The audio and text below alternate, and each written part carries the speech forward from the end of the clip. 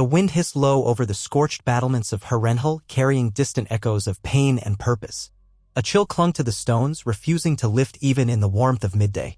Arya Stark, dressed in rags that smelled of fear, sweat, and 1,000 cooking fires, kept her head bowed as she walked through the courtyard. She was small for her age, but there was a coil of steel in her spine that made her footfalls purposeful on the cracked flagstones. She clutched a wooden bucket in one hand and a rag in the other, playing the part of a servant girl fetching water, just as she'd been instructed. Her name was Nanhir, or Weasel, or any other name they foisted upon her, but never Arya, never herself. And though she glided through shadows and crowds unseen, a hush of anger burned in her eyes. She was not a mouse in the walls. She was a wolf, and she was hungry. She had seen Peter Baelish, Littlefinger, step into the gloom of the great hall earlier that day. His presence struck her like the lash of a whip. She knew him. They all knew him in the north, where Sansa had once spoken of him with hushed confusion. The man was as sly as he was ambitious. He had been the whisperer in King's Landing, the one who had told too many secrets, the one who had betrayed her father. Arya had recognized his face when he arrived to speak with Lord Tywin, though she kept to the shadows, half hoping he would not notice her. She couldn't let him see. The steel in her spine trembled at the memory of her father's execution. That moment had carved a canyon in her soul, an emptiness that thirsted for vengeance. All it took was a glimpse of Littlefinger's mocking smile to remember the uproar in King's Landing, the chaos that had gripped the city, the heartbreak that had destroyed her family. He was one reason the Starks were scattered like seeds in the wind. And though she had recited his name at night, along with the others she wanted to kill, she had never imagined the chance would come so soon. Yet there he was, as if the gods had dangled him before her eyes to test her mettle. She could not fail this test. Her heart pounded every time she glimpsed that mockingbird sigil pinned to his doublet. She spied him moving about, courting favor in hushed conversations. He would clasp his hands behind his back, tilt his head, and speak in a soothing tone that belied the cunning in his eyes. Tywin Lannister seemed to half-trust him, or at least found him useful. Words drifted through the corridors of Harrenhal. Letters sealed with wax-changed hands. And in each letter, Arya guessed, there was an arrow pointed at another unsuspecting back. For 3 days, she watched him come and go, speaking with lords, occasionally passing near her. She clenched her teeth as she balanced trays of food or ewers of wine. She studied him, his routine, his habits, how he seemed to favor the quieter corridors when he thought no one was looking. She learned his rhythms the way Syrio Farrell had taught her to see the subtle shift in an opponent's stance. Her chance came on the 4th day when Harrenhal stirred with an unusual busyness. The men of the mountain that rides were away, sent on some mission of terror. Lord Tywin had left the night before with a small retinue heading south or west. Arya had no notion. The fortress was still dangerous, but the corners were emptier. She glimpsed Littlefinger moving alone through a hall lined with rusted suits of armor. One flickering torch glimmered along the corridor's length. The gloom seemed to ripple. She carefully set aside her water bucket and the half-clean dishes she'd been carrying. Ghosting along the wall, she tracked him with quiet determination, the dagger in her belt like a brand of scorching intent. He paused at a door, jiggled a key, then slipped inside. Arya's heart hammered. She pressed her ear to the door, listening. The rasp of parchment, the scratch of a quill. Nothing more. She turned the handle, slow as a creeping shadow, and slipped into the room. The occupant had his back to her, bent over a desk with a single candle flickering upon it. The cramped chamber's only window was high and narrow, letting in a stale wedge of light. A faint draft made the candle flame dance. Arya raised her dagger. She had practiced this motion 1,000 times in her mind. She pictured Syrio Farrell at her side, whispering that swift and sudden movement is best. Yet, for the space of a heartbeat, she hesitated. Taking a life, even one so vile as Peter Baelish, was more than the stories made it seem. Anger was easy. Action was hard. But then he began to turn, alerted perhaps by the shift in the air. He turned too late. Arya darted forward. The dagger sank into his body, sliding between ribs as if guided by the memory of her father's last breath.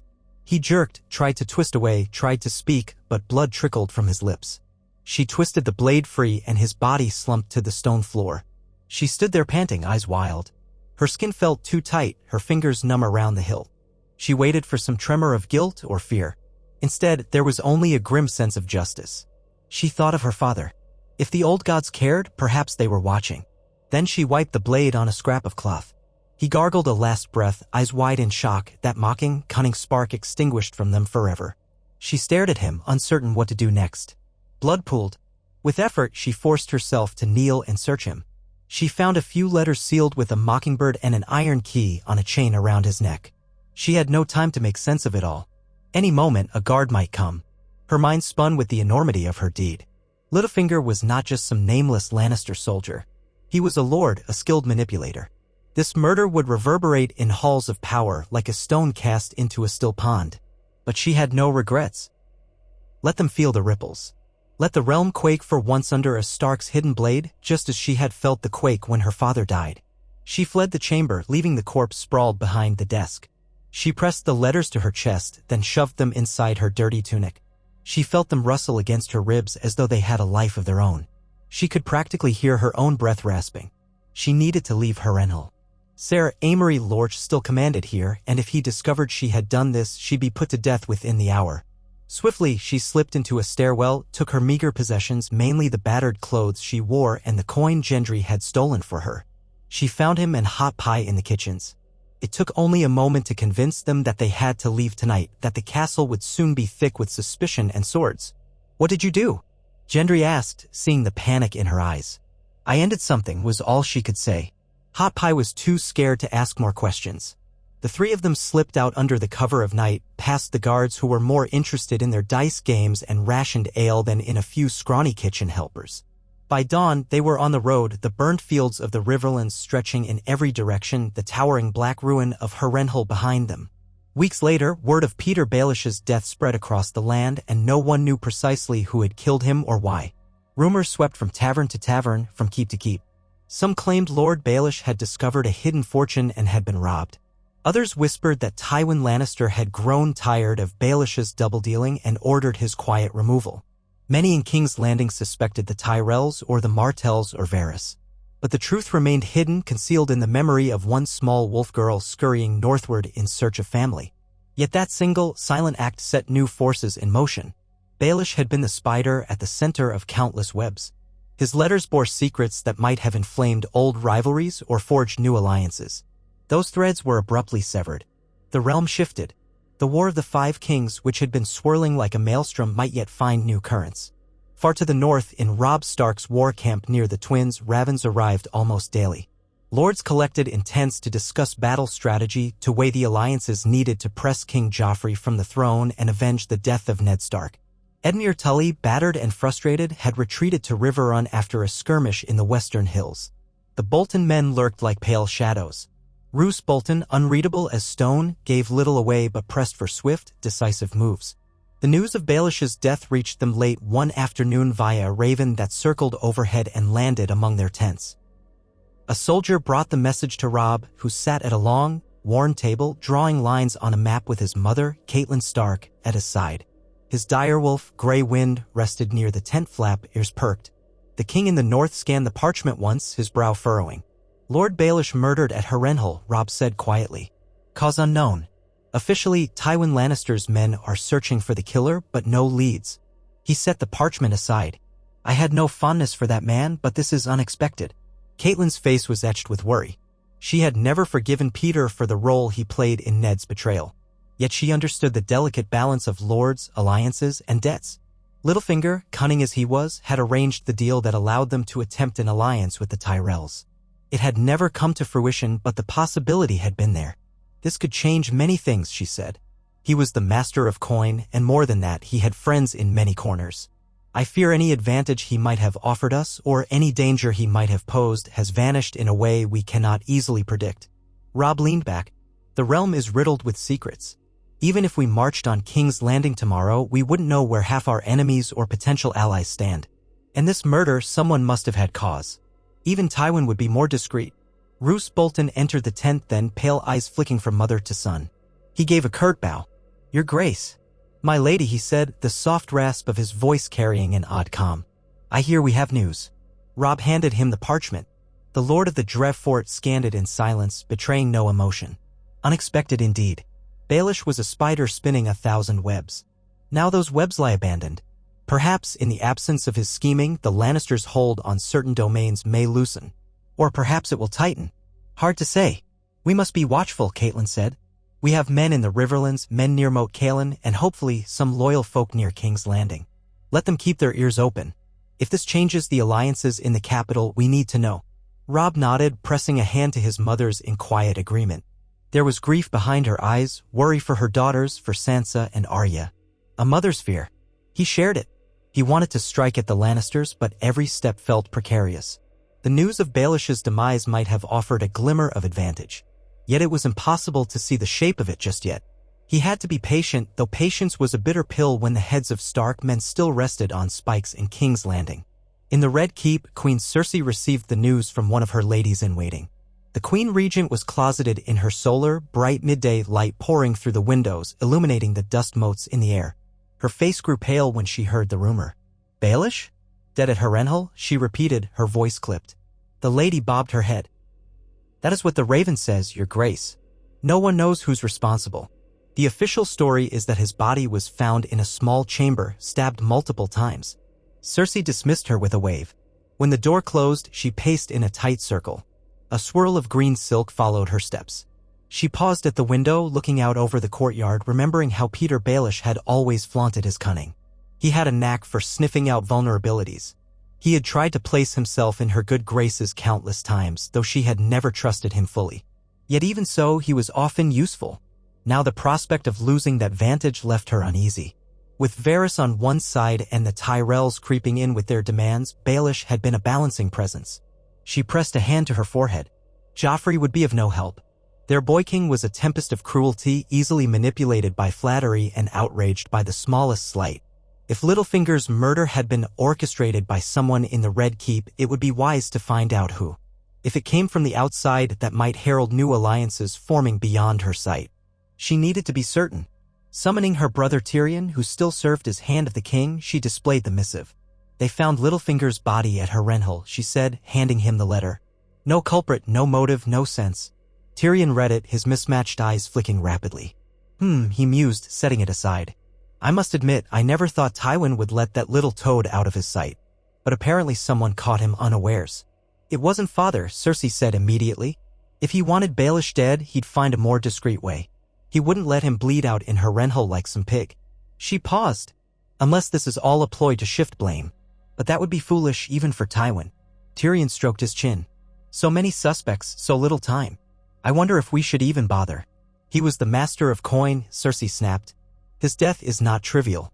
Baelish's disappearance leaves a hole in our finances. Gods, that man was skilled at conjuring gold from thin air and forging questionable alliances that still somehow served the crown. We cannot simply shrug and move on. We must ascertain the fallout. Tyrion shrugged. I'll send a few inquiries, see if Varys has gleaned any whispers. Though I suspect the spider might be as mystified as we are. Cersei stood by the window again, arms crossed over her chest. She allowed her gaze to wander to the distant horizon, imagining Harrenhal's black towers. The place seemed cursed. So many had died there. Now Baelish was just another specter in its halls. She tried to quell a small flare of anxiety in her gut. Baelish, for all his sly cunning, had managed to keep House Tyrell at bay, forging personal relationships that might have been beneficial for the crown. Without him, Marjorie and her grandmother might see an opening to expand their influence. She wanted to speak to Joffrey, but she knew it would accomplish little. His cruelty did not lend itself to strategy. She pressed her lips thin. The game they all played had changed. She could almost feel new pieces sliding onto the board, unseen yet full of possibility. Deep in the bowels of the Red Keep, Varys the Spider received his own news. His little birds brought him half a dozen versions of the story. Each whispered rumor painted a different culprit. Intrigued, Varys sifted through them like a fisherman sorting the catch of the day. He recalled that Baelish had been to Harrenhal to parley with Tywin Lannister, presumably to curry favor or deliver some critical intelligence about the Tyrells or the Starks. Varys had half expected him to worm his way into Tywin's council, but that ended in an abrupt hush, the final punctuation of a knife's thrust.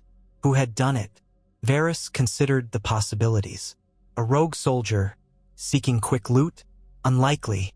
A northern agent hungry for revenge? That was more plausible. Perhaps even Arya Stark had crossed paths with him.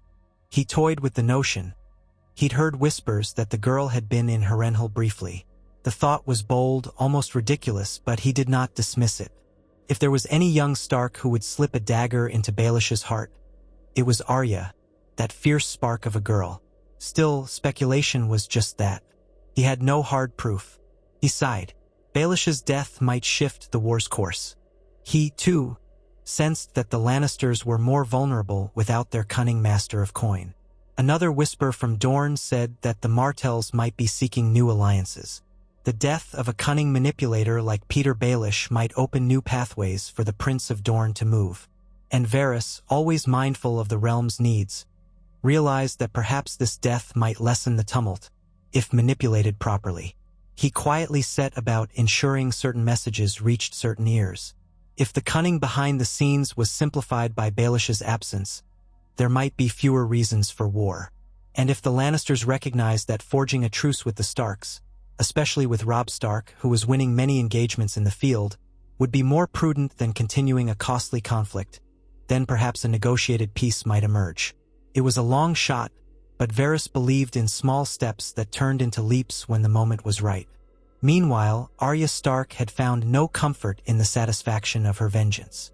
She, Gendry, and Hot Pie wandered across the riverlands, avoiding Lannister patrols. The land was ravaged by war. Villages lay burned. Streams ran red in the worst places. Smoke drifted from scattered farms, where small folk cowered in fear of whichever soldiers might arrive to pillage next. And always, the night was haunted by the memory of her father, by the cold knowledge that she had ended a life. She recited the names on her nightly list still, but one was gone now. Joffrey, Cersei, Island Payne, the Hound, Polliver, Chiswick, Raff the Sweetling, and Peter Baelish was no longer among them. Guilt occasionally gnawed at her, but she pushed it aside, focusing instead on reuniting with her family. She and Gendry shared uneasy hopes. They had no idea that, far away, Baelish's murder was unraveling threads that might change the realm's fate. What Arya did notice was how, after a few weeks of traveling incognito, patrols seemed less frequent, as if the war machine had slowed. She couldn't be sure if that was true or merely chance. One dusk, they huddled in a barn near an abandoned mill. Arya clutched the stolen letters she had taken from Baelish's body, though she hadn't dared open them until now. She figured they might hold secrets of the Lannisters or something that could help her brother Robb. By the light of a single candle, she broke the seals. The parchment contained cryptic references to sums owed and debts of the realm, lists of gold shipments, and letters that hinted at bribes paid to certain lords. Another parchment mentioned a possible arrangement with House Tyrell for safe passage of goods, though it was incomplete. She felt her heart flutter. If this information reached Robb or even the Tullus, it might help in forging alliances or exposing Lannister weaknesses. She debated with herself through the night. Should she go to Riverrun, reveal the letters to her uncle Edmure or to Robb's men if she could find them? Or head north to Winterfell in the faint hope of reuniting with her mother or brother? Gendry and Hot Pie, yawning and rubbing tired eyes, left the decision in her hands. "We can't keep wandering aimlessly," Gendry said. "We'll starve or get caught." Hot Pie, pale-faced, added, "I just want somewhere safe." Arya stared at the letter with the Tyrell mention. She remembered hearing from the men in Harrenhal that Margaery Tyrell had betrothed herself to King Joffrey after Renly Baratheon's death, but the politics of it all were confusing. Still, if the Tyrells were negotiating with Baelish, perhaps that was something that GHD scare the Lannisters if it came out. "We go to Riverrun," she said, deciding. "It's my mother's home. That's probably where Robb or at least my uncle is. We can give them these letters." They set off at first light, crossing fields and forests, always scanning for watchers. Every road was a risk. Arya led them with a kind of reckless determination. She was sure that if she could just reach her family, everything would be set right. Yet she recalled Yoren's death, the bloodshed she'd seen. Nothing was truly safe.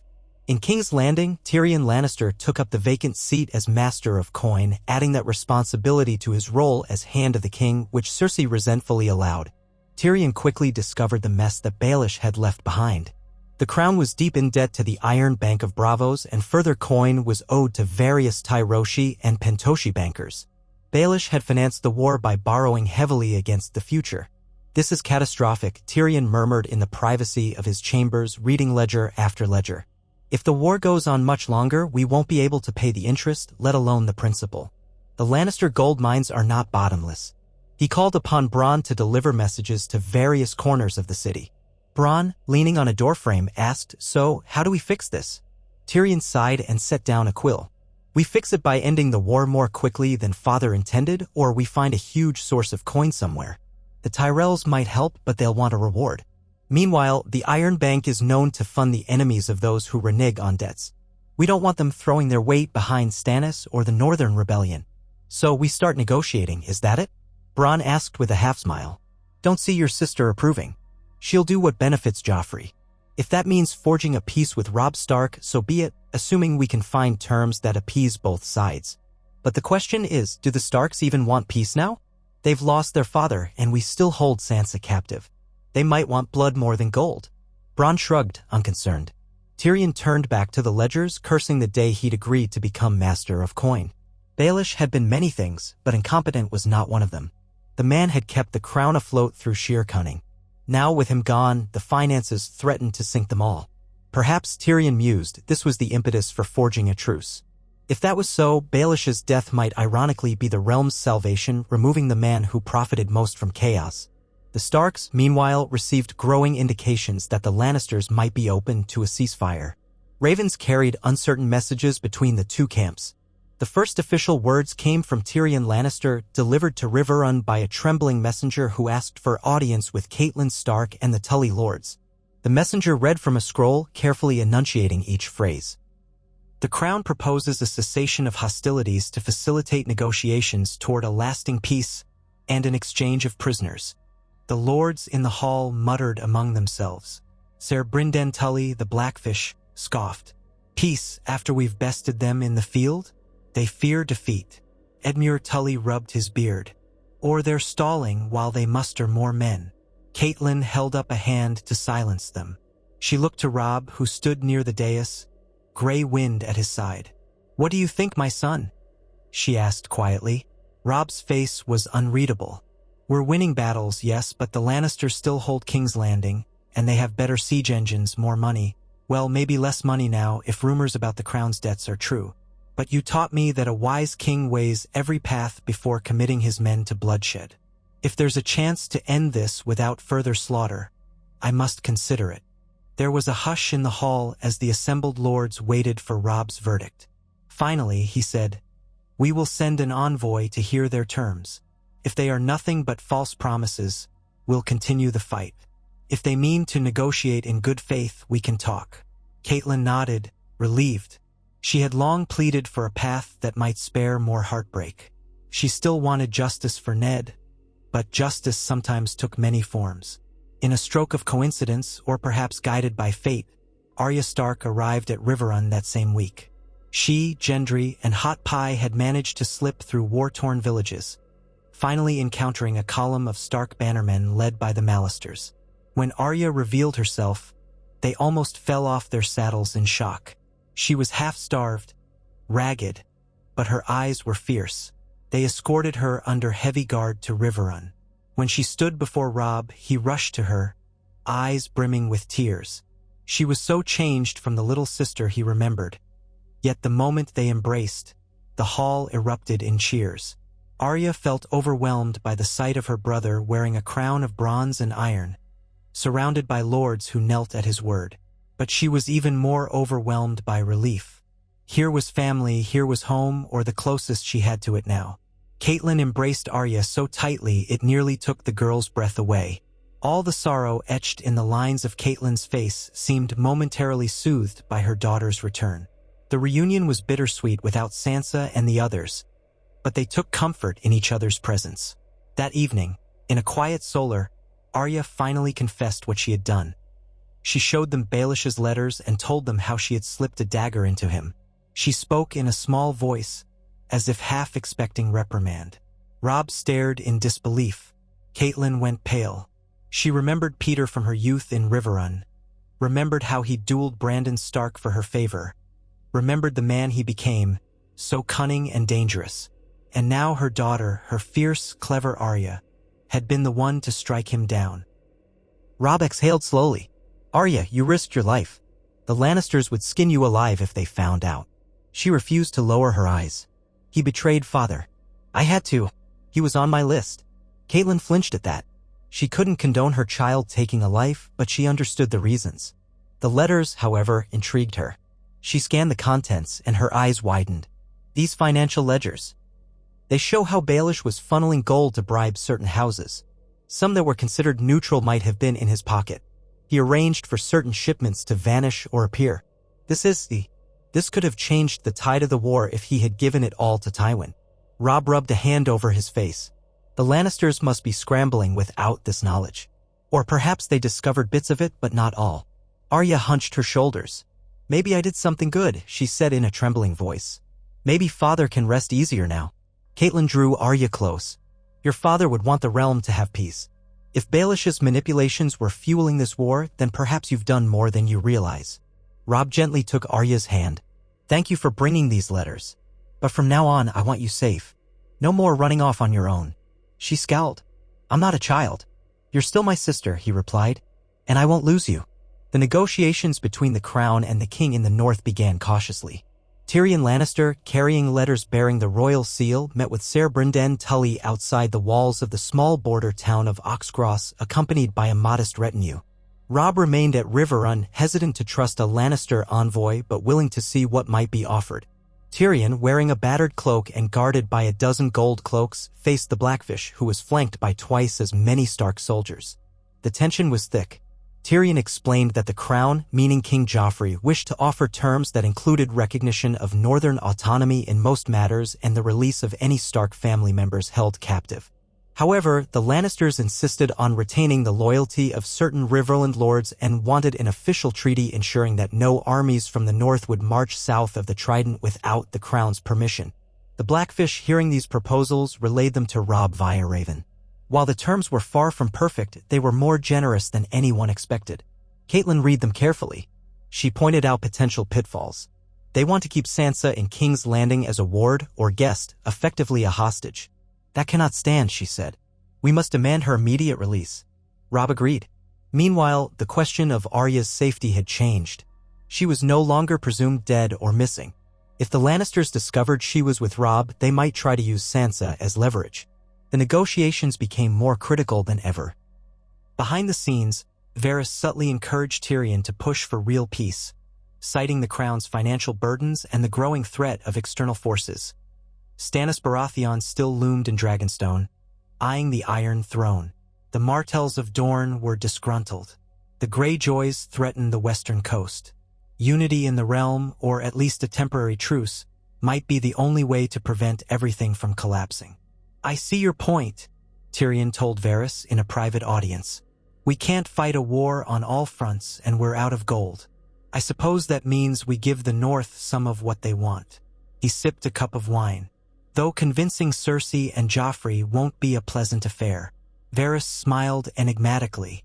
Your brother Jaime is a hostage in the North, is he not? The Starks have him. Could we exchange him for Sansa Stark? Tyrion's expression tightened. Perhaps. Robb would want more, though. He wants the Riverlands and the neck free from Lannister intrusion. He wants vengeance for his father. Vengeance does not always require blood, Varys said. Sometimes we settle for an offering of peace. Tyrion wasn't entirely convinced, but a small flame of hope flickered. Maybe the realm was tired of war. Perhaps the removal of Baelish's manipulations had made the path to peace slightly clearer. If so, Arya Stark's dagger had done more than avenge her father. It might have spared thousands from death in battles yet to come. Slowly, through ravens and envoys, the shape of a possible accord emerged. Both sides insisted on certain demands. The Lannisters demanded that the Starks renounce any claim to the Iron Throne. Robb agreed, as he had no desire to sit in the Red Keep. He wanted an independent North. The Lannisters demanded that the Starks not ally with Stannis Baratheon or Renly's remaining supporters.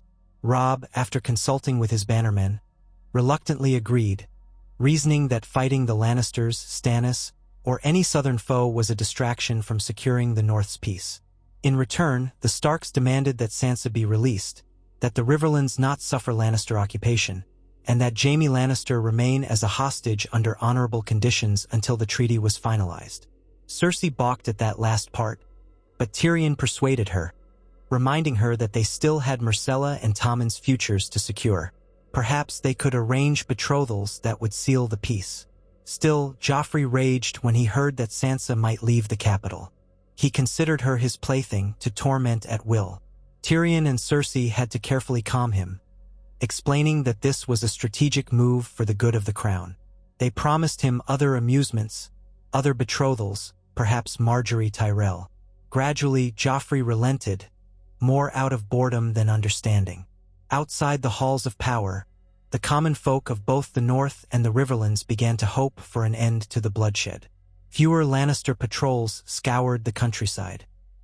Northern armies ceased their raids on supply lines. It was a tentative peace, still overshadowed by deep mistrust. But for the first time since Ned Stark's death, the fires of war began to subside. Among the Stark camp, Arya found herself restless. She had done what she set out to do, sort of.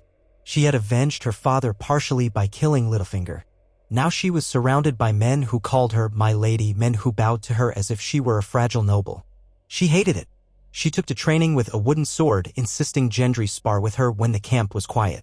Robb scolded her for bruising her arms, but he eventually let her train with the soldiers, seeing her determination. In the evenings, she listened to the lords discuss the negotiations. Some wanted to press the advantage and take King's Landing, confident that the Lannisters' finances were crumbling.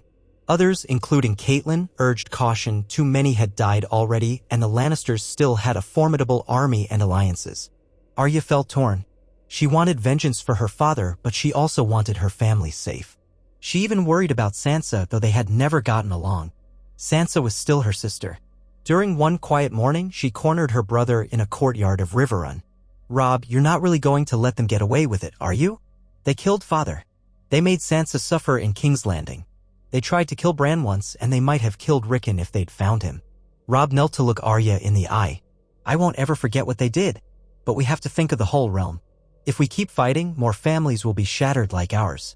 If we make peace an honorable peace, maybe fewer children lose their fathers and fewer sisters lose their brothers. Father always said the man who passes the sentence should swing the sword, and that a good lord must think of the lives under his care." Arya's mouth twisted. She couldn't argue without sounding childish. She was still too young to grasp the entire burden that weighed on Robb's shoulders. But inside, she nursed her anger. The only solace was that she had ended at least one traitor with her own hand. Maybe that was enough for now. At last, a formal parley was arranged to finalize the terms of the truce. It took place on neutral ground near the Trident, on an open field once used as farmland before the war. Robb Stark arrived with a company of bannermen and his dire wolf at his side. Tyrion Lannister came representing the crown, flanked by a small retinue of gold cloaks. Lady Catelyn Stark, the Blackfish, Roose Bolton, and a few other northern lords accompanied Robb. For the Lannisters, along with Tyrion, rode Ser Meryn Trant and a handful of knights. They set up a large canopy in the center of the field. Under its shade, they spread out maps and documents. The sound of 100 horses waiting at a distance rumbled like distant thunder. A hush seemed to fall as Robb and Tyrion exchanged stiff bows, each eyeing the other. "I come in the name of King Joffrey," Tyrion began, "to finalize the treaty we have discussed. May the gods grant us wisdom." Robb nodded. "And I come as king in the north to spare our people further suffering." They set down the main conditions. The North would be ruled by Robb Stark as an independent kingdom with certain trade agreements and mutual non-aggression pacts.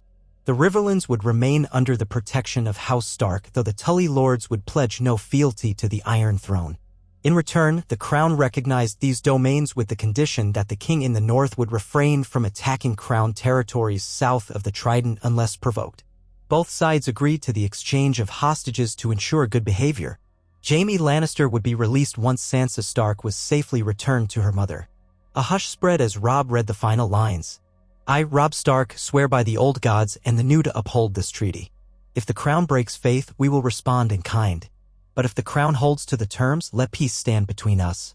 Tyrion placed a hand on his chest. "I, Tyrion Lannister, on behalf of King Joffrey Baratheon, swear likewise. May we all survive this madness." They signed the parchment. Each placed an official seal upon it, though Tyrion had to affix both his own seal as Hand of the King and the Lannister lion crest. Witnesses signed as well, Catelyn among them, her name shaky with relief. The hush broke as lords from both sides exhaled. Soldiers who had expected another battle shifted nervously, half in disbelief that they were now commanded to keep the peace. At a signal, servants wheeled forward casks of ale to share among the men. It was a cautious, subdued celebration, but a celebration nonetheless. In a corner of the field, Arya stood with Gendry and Hot Pie watching. She tried to feel glad.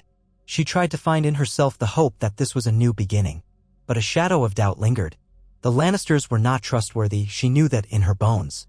And yet, for now, it would bring Sansa home, might bring stability to the north, and might save countless lives. Perhaps that was enough. Word of the treaty spread through the 7 kingdoms with remarkable speed. Some doubted it would last. The Greyjoys, in particular, grumbled as they were in the midst of raiding the North's coasts. Robb now had to face them, but at least he no longer had to fight the Lannisters at the same time. Stannis Baratheon raged in Dragonstone, cursing the False Kings in King's Landing and the Turncoat North. The Tyrells, having joined the Lannisters in King's Landing, found themselves adjusting to the new reality. Margaery still intended to marry Joffrey, but she now understood that the war that had ravaged the realm might be winding down. She hoped for stability and a chance to secure her family's position in the capital. Cersei Lannister was not entirely pleased with the arrangement. She privately detested the fact that the Starks were allowed to keep their heads on their shoulders and that Joffrey was forced to grant them legitimacy as a separate kingdom. She also hated that she had to give up Sansa, losing that leverage. But Tyrion reminded her that continuing the war was a risk they could no longer afford. The crown's coffers were nearly empty. The soldiers were weary. The Tyrell alliance was uncertain.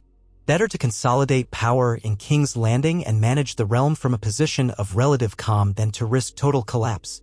And so, Sansa Stark was brought by carriage to Riverrun under heavy guard, returned to her mother's arms. Their tearful reunion touched the hardest hearts among the Northern Lords. Jaime Lannister was likewise released, though Roose Bolton had grumbled that Jaime's freedom was too great a price. Robb insisted on abiding by the treaty to maintain the fragile peace. Jaime, for his part, rode away from Riverrun with a strange mix of relief and humiliation, his posture taut with pride despite the glances and whispered insults from the Stark men. Finally, in a gesture meant to seal the accord, a royal herald declared that the king in the north had recognized Joffrey's claim to the Iron Throne in name only, though it carried no subjugation from the north. It was a symbolic concession that satisfied Joffrey's ego but did little to curtail northern autonomy. Meanwhile, the crown recognized the North's independence, albeit with significant trade ties. The war between the Starks and Lannisters, it seemed, had come to an uneasy end. During the following months, the tensions lingered beneath the surface, but open hostilities ceased. Lannister banners flew only in the Crownlands and the Westerlands. Stark banners flew over the North and the Riverlands. Ravens passed daily, updating each side on petty squabbles or border disputes. The entire realm seemed to hold its breath, waiting to see if this fragile arrangement would shatter. In Winterfell, which had seen conflict from the Greyjoy invasion, loyal northern forces slowly reclaimed the fortress. Robb returned north to quell the Ironborn threat, accompanied by Roose Bolton and other bannermen. Catelyn and Sansa remained at Riverrun for a time, refamiliarizing themselves with family and trying to piece together the shards of their lives. Arya, meanwhile, insisted on going north with Robb, determined never to be separated from her family again. She took to wearing practical clothes and practicing her swordsmanship under the watchful eye of the great northern knights. The roads were still dangerous, but no longer thronged with marching armies. The common folk in the Riverlands tentatively emerged from hiding, rebuilding burned farms and villages. War orphans roamed the countryside, some taken in by the local septs. Lords turned their attention to repairing roads, collecting harvests, and ensuring that the region did not succumb to famine. The disappearance of Peter Baelish had removed a chaotic element from the Game of Thrones. Without his intricate plotting and financial wizardry, the Lannisters had been forced to negotiate or face bankruptcy. Without his meddling, the Tyrells found fewer obstacles to forging a stable alliance with King's Landing. And in the north, the impetus for endless vengeance had been tempered by the knowledge that peace was possible. Had Baelish lived, he might have engineered new betrayals and stoked the fires of conflict for his own gain. But now his body lay forgotten, another casualty of Harrenhal's dark history. Arya did not consider herself a hero. She had killed Baelish out of rage, out of the desperate need for retribution. Sometimes she dreamt of that moment, the dagger sliding between his ribs, the startled look on his face. She remembered the letters clutched to her chest, the blood on her hands. In the dream, she was never sure if she felt relief or terror, but by day, She carried her head high, resolute, proud to stand beside her brother, the king in the north. In the harsh northern air, traveling toward Winterfell, Arya could feel the bite of winter creeping in. The days grew shorter, and the nights carried a biting cold. Yet she found a kind of solace in it. This was her land, wild, stark, unyielding.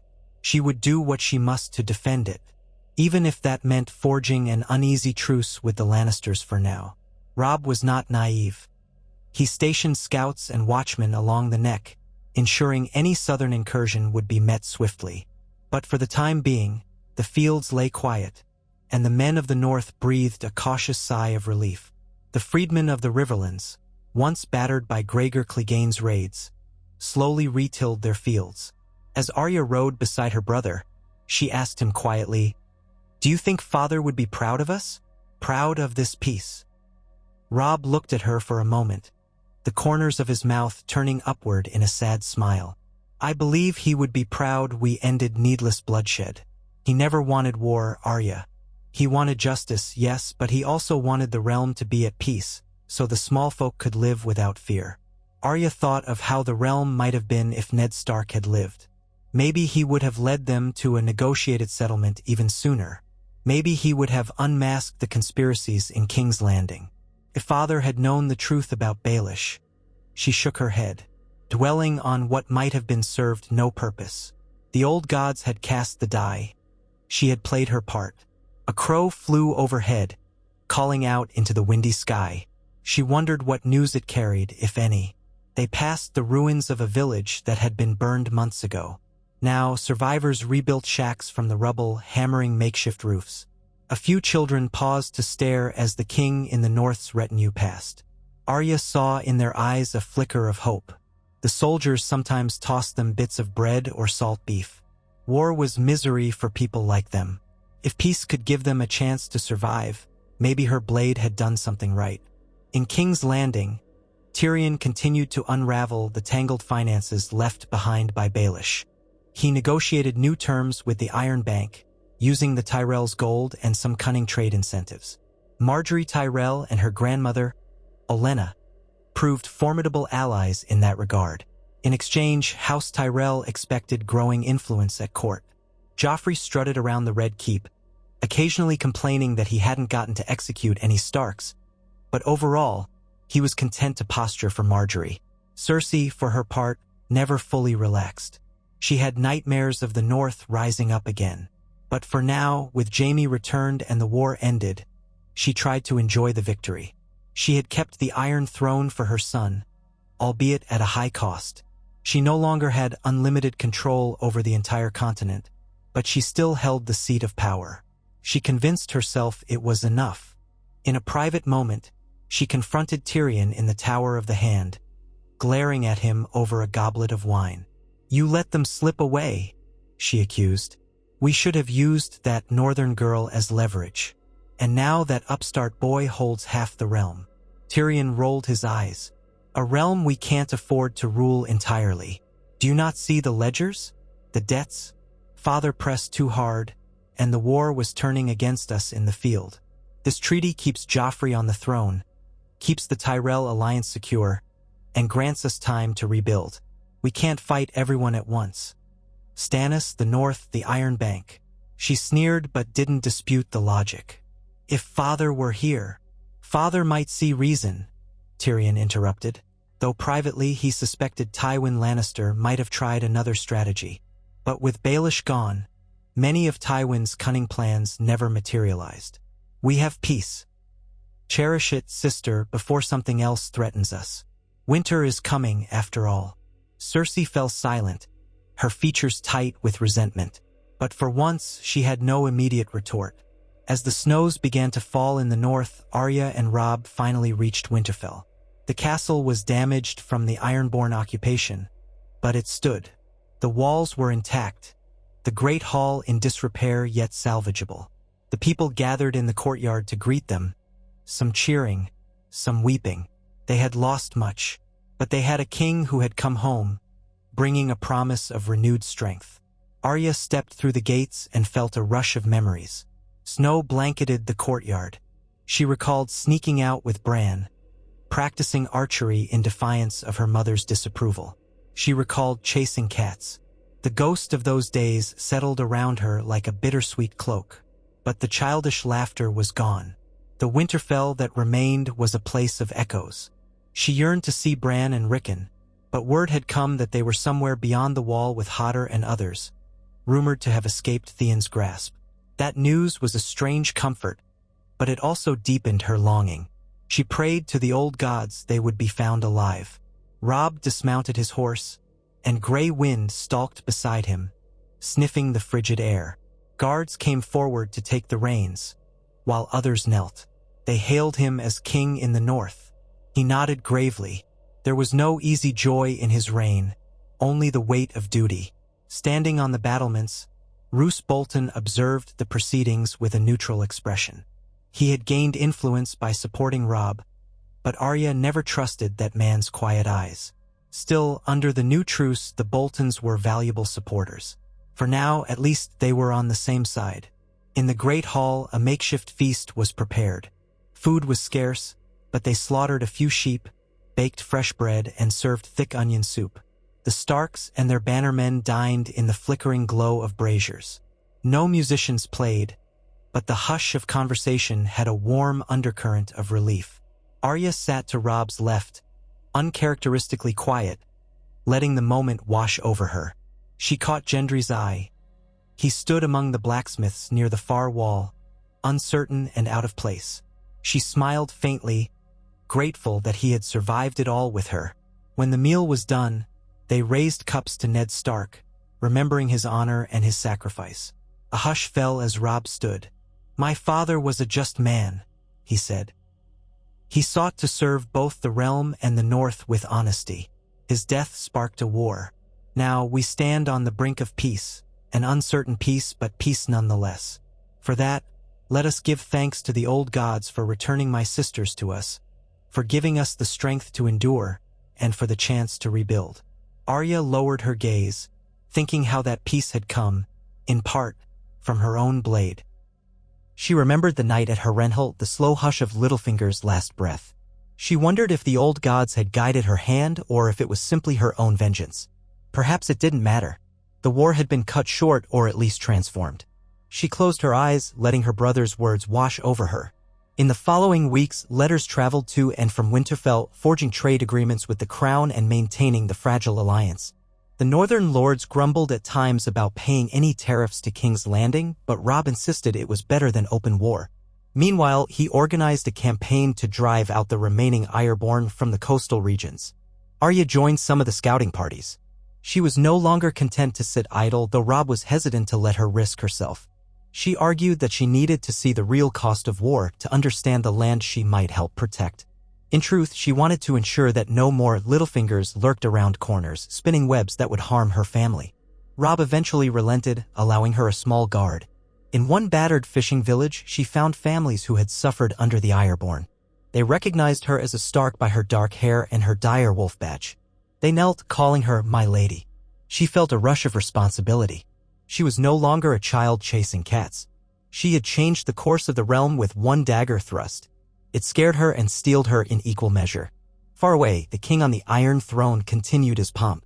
Joffrey reveled in petty cruelties within the city, but major violence was kept at bay by the new treaty. The Tyrells consolidated their hold on the capital, providing food from the Reach to stave off starvation. Stannis Baratheon smoldered in Dragonstone, mustering what forces he could, but found fewer opportunities to attack. The watchers on the walls reported that his ships occasionally tested the waters near Blackwater Bay, but no large assault was launched.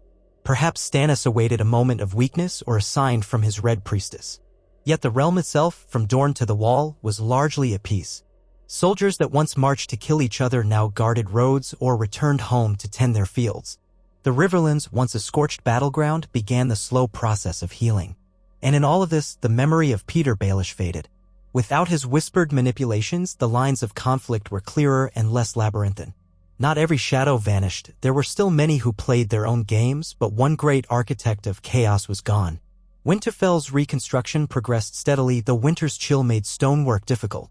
Under the watchful gaze of the Starks, masons repaired walls, carpenters rebuilt roofs, and the great hearths were lit again.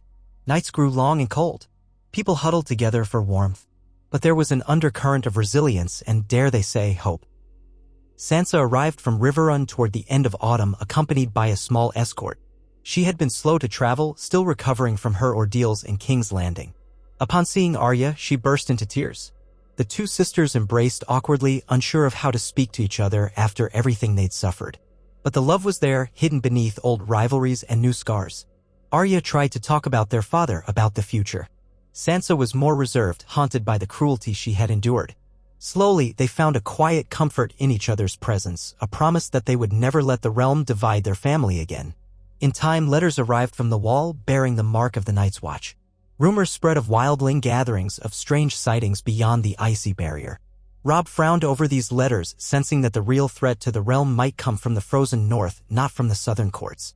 He ordered scouts to confirm the rumors, but it would be a daunting task. Arya found her curiosity piqued by these tales. She recalled old Nan's stories of the White Walkers and the Long Night. She wondered if that might be the next great storm to descend upon Westeros. If so, the realm would need unity, not petty squabbling. She thought again of the day she killed Littlefinger. Some part of her still felt that in that moment she had severed a root of discord. Maybe that single act had spared the realm enough chaos to prepare for whatever might come from the north. One morning, as snow dusted the courtyard of Winterfell, Arya sparred with a wooden sword against a young guard. Her breath huffed in white plumes in the frigid air. She darted left, spun, and tapped the guard's shoulder. He grunted, impressed by her agility. On the battlements, Sansa watched, hugging herself to keep warm, still puzzled by Arya's tomboy ways but silently proud of her sister's skill. When the sparring ended, Arya stood, panting, feeling the burn of her muscles. She turned to see her mother watching from the steps. Catelyn's expression was a mix of worry and a kind of resigned acceptance. She approached Arya, gently placing a hand on her arm. "You have a warrior's spirit, Arya," Catelyn said. "The gods know we need warriors in these times. Still, I wish you had learned it under your father's eye, not through such terrible trials." Arya swallowed the knot in her throat. "I wish a lot of things, Mother. But all I can do now is move forward." Catelyn smiled sadly. "Yes. Move forward, but never forget who you are or where you come from." She paused, glancing at the battered training yard. "Your father once told me that even when winter comes, the lone wolf dies, but the pack survives. We must stand together as Starks. That's how we'll endure the cold to come." Arya nodded. She remembered how it felt to be alone, a small girl in Harrenhal, forced to serve Lannisters and watch men like Littlefinger plot. She remembered how it felt to hold a dagger in the quiet gloom, to deliver a fatal blow that changed the destiny of kingdoms. But she was no longer alone. She was home, surrounded by family.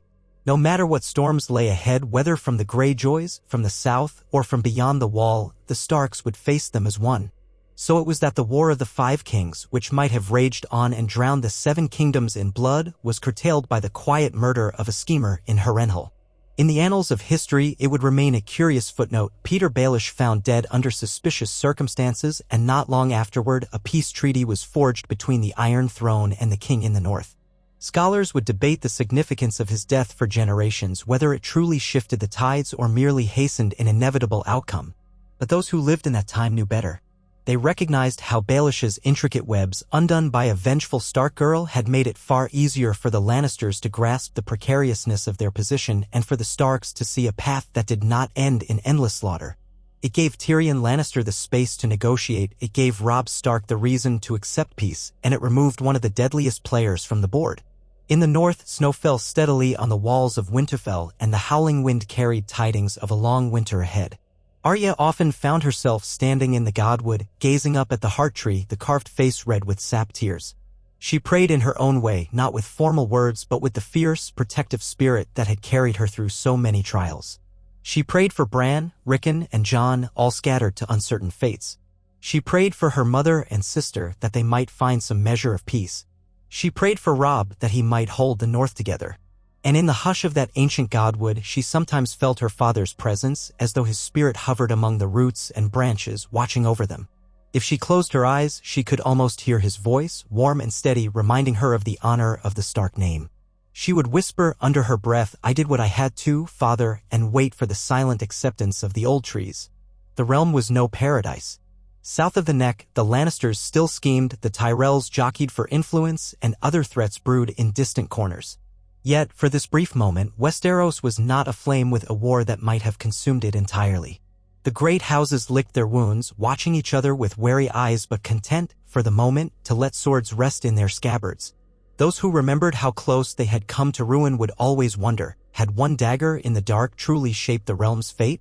Or was it just another roll of the gods' dice in a land that thrived on conflict and intrigue? Arya Stark did not dwell on such questions. She embraced the wolf within her and kept her gaze on the horizon. One day, other battles might call her name. But until then, she was a daughter of Winterfell, safe among her pack. And for one fragile season, that was enough.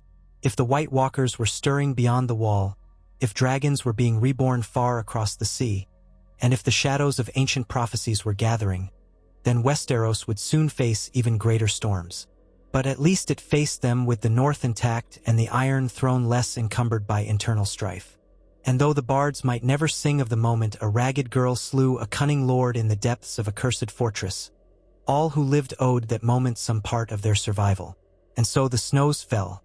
Ravens cried in the skies above the seven kingdoms. Kings and queens forged alliances or broke them. Ordinary folk rebuilt their homes and fields. And Arya Stark, having spilled the blood of one of the deadliest men in the realm, found a measure of calm within herself. In that calm, she discovered a new strength, not born of anger alone, but of hope for a kinder world, one her father would have been proud to see. The North would stand, the pack would endure, and somewhere on the edge of winter, the ghosts of the past could finally rest.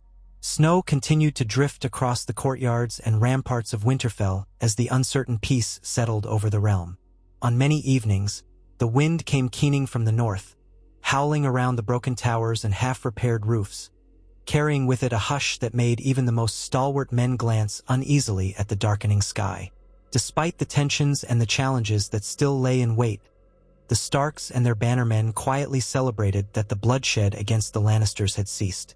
The battered countryside might at last begin to heal. In the days after her arrival, Sansa walked the ruined castle corridors as if in a dream. Her memories of Winterfell were colored by the bright innocence of a childhood spent imagining songs and gallant knights. Now the soot-stained stones, the cracked flagstones, and the skeletal remains of the old towers unnerved her. She felt it, as though she were haunting her own home, a pale wraith unsure how to smile. She still woke in the small hours from nightmares of King's Landing, where Joffrey's cruelty took on ever more monstrous shapes in her mind. Yet each morning she rose to find herself safe under Winterfell's roof with her mother near and Arya a hallway away. Catelyn tried to coax warmth and confidence from Sansa, but it was slow work. The girl would startle at sudden noises or the shouts of guards drilling in the courtyard. She had endured too many humiliations, too many threats of the sword, and the memory of her father's execution overshadowed her. Her mother encouraged her to spend afternoons in the glass gardens or to take short rides beyond the gates, but Sansa hesitated. Sometimes, though, she found her way to the Godwood, where she would kneel by the heart tree, her breath puffing in the cold, and pray for guidance from the old gods. She prayed, too, that she might find the Sansa she used to be, the one who believed in chivalry and gentle love. Arya, in contrast, prowled about Winterfell like a restless cat, though she was also changed by trauma.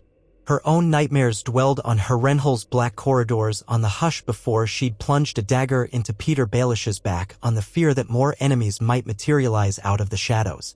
Sometimes the memory still woke her in a sweat and she pressed her knuckles to her mouth to stifle a cry.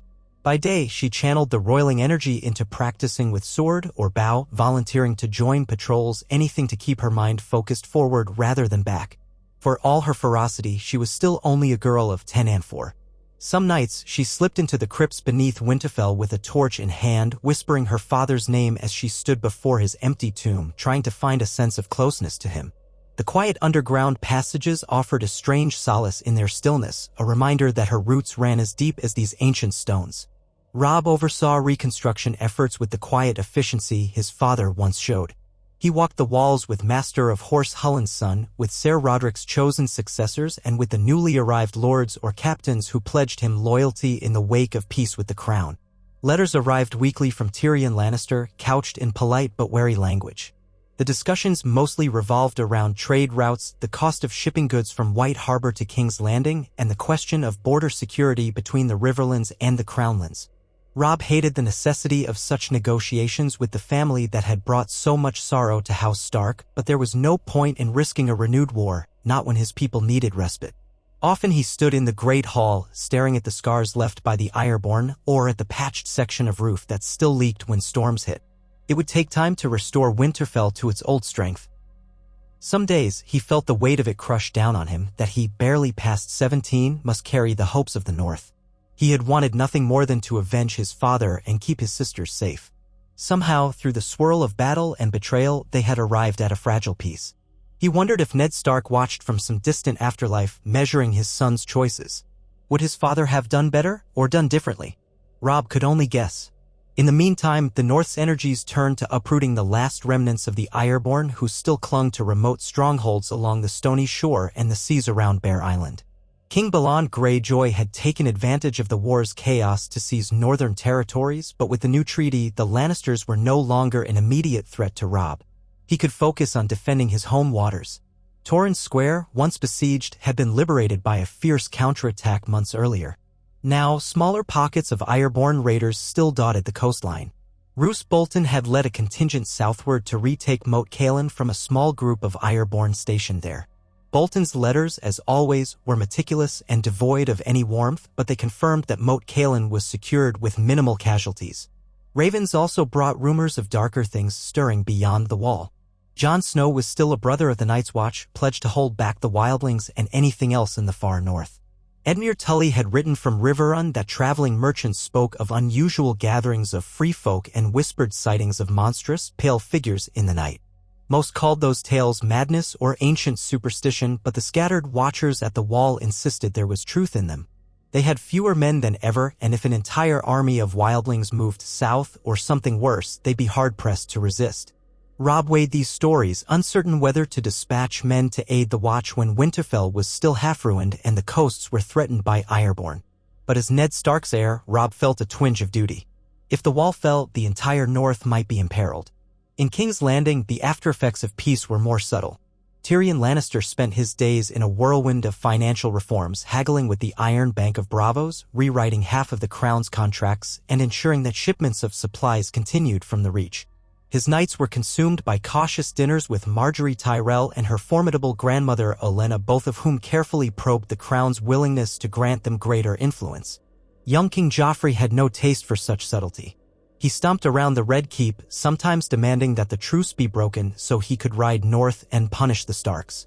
But Cersei and Tyrion managed to keep him in check by invoking the Crown's precarious finances, the Tyrells' own demands, and the need to secure the realm. Joffrey was easily distracted by amusements, especially with Margaery's graceful flattery coaxing him to keep up appearances of kingly benevolence. Away from the capital, Stannis Baratheon brooded in Dragonstone. His letters to lords in the Crownlands were filled with accusations that Joffrey was no true king, that the boy was born of incest, that the throne belonged rightfully to Stannis. But with both the Lannisters and the Starks at peace, and with the Tyrells solidly in King's Landing, Stannis found himself isolated. Any chance he might have had of winning broad support was diminished by the realm's exhaustion. Most lords cared more about rebuilding their holdings than taking up arms for another claimant. Even so, word drifted back that Stannis had not relinquished his cause, that he placed great faith in the Red Priestess Melisandre's visions. The possibility that he might still launch a sudden strike on King's Landing loomed, though for the moment, the Crown's navy, reinforced by the Tyrells, kept careful watch over Blackwater Bay. Meanwhile, across the narrow sea, Daenerys Targaryen continued her own rise to power in relative obscurity so far as Westeros was concerned. She had hatched 3 dragons in the smoking ruins of Khal Drogo's funeral pyre. Rumors of a Targaryen reborn were slow to reach the 7 kingdoms, overshadowed by the War of the 5 Kings and then by the new treaty. Only the most attentive, like Varys in King's Landing, bothered to track the rumors of a silver-haired girl traveling through Essos with dragons at her command. Varys sent discreet inquiries to the free cities, but the turmoil in Westeros had left the royal spymaster with diminished resources, and so his knowledge of Daenerys's growing strength was fragmented at best. None of these distant ripples immediately disturbed the renewed calm in the Riverlands or the north. The peasants who had once fled the swords of Gregor Clegane or the vengeful Stark outriders were grateful simply not to see smoke on the horizon. Small towns began to recover. Some lords who had once pledged to House Tully returned to gather in Riverrun's hall, paying homage to Edmure Tully and praising Robb Stark's wisdom in securing a truce that spared them further ruin. Edmure himself seemed relieved that the worst of the battles had passed, though he was occasionally stung by the knowledge that his sister Catelyn and nephew Robb were the true architects of the peace, overshadowing his own contributions. Still, he remained loyal, focusing on the needs of the Riverlands. As winter deepened, the nights in Winterfell turned long and dark. Arya came to appreciate the quiet hours with her siblings Sansa at her side, or occasionally Rickon's direwolf, Shaggy Dog, who had returned with Rickon from hiding after the chaos with Theon Greyjoy. Rickon had been found on the road by loyal men searching for survivors, but the boy was changed. Angry, suspicious, as if he had discovered that the world was not as safe as he once believed. Reuniting him with his family gave everyone a moment of unexpected joy. Rickon alternated between tearful embraces and fierce outbursts, scolding them for leaving him alone. Catelyn tried to console him, but the child's sense of betrayal took time to mend. When the entire family, Robb, Catelyn, Sansa, Arya, Rickon, and even the dire wolves finally gathered in the Great Hall for a simple supper, the servants lit the braziers and shadows danced on the walls. They spoke of the future in hesitant tones, unsure how to be a family again after so much tragedy. Robb offered morsels of meat to Shaggy Dog, to Summer, who had returned at Bran's side, and to Grey Wind. Arya listened to Sansa's halting stories of King's Landing, the tournaments, the cruel japes Joffrey made, and how she learned to hide her true feelings behind a mask of courtesy. Rickon shoved bits of bread around on his plate, less interested in talk than in simply being with them, as if waiting to see if they would vanish again. After supper, when the plates had been cleared, they lingered around the fire, sipping warm cider or mulled wine. Sansa asked about Bran, tears threatening at her eyes. Robb explained that Bran was still beyond the wall with Hodder and the Reeds, at least according to the last letter from the Night's Watch. Why or how he had ventured so far north was unclear, but the old stories told of wildlings, greenseers, and deeper mysteries in the haunted forests. Arya felt an ache at the mention of Bran's name. She had been close to him, teaching him archery in the courtyard when no one was looking. The thought of him out there, possibly in danger, made her fists tighten. Robb noticed her agitation and set a reassuring hand on her shoulder. After that quiet evening, Catelyn took to wearing a small half-smile that spoke of fragile hope. For so long, she had feared she might never have another moment with all her living children, save for Jon, still on the wall. That they could break bread together in their ancestral home was a blessing. Still, beneath that hope, she had to acknowledge the cost, Ned gone, the realm divided, and a peace that might crumble if any of the great powers decided they wanted more. She whispered silent prayers each morning to the old gods, asking them to protect her children. Meanwhile, Arya's restlessness only grew. She had tasted the thrill and terror of carving her fate with a blade.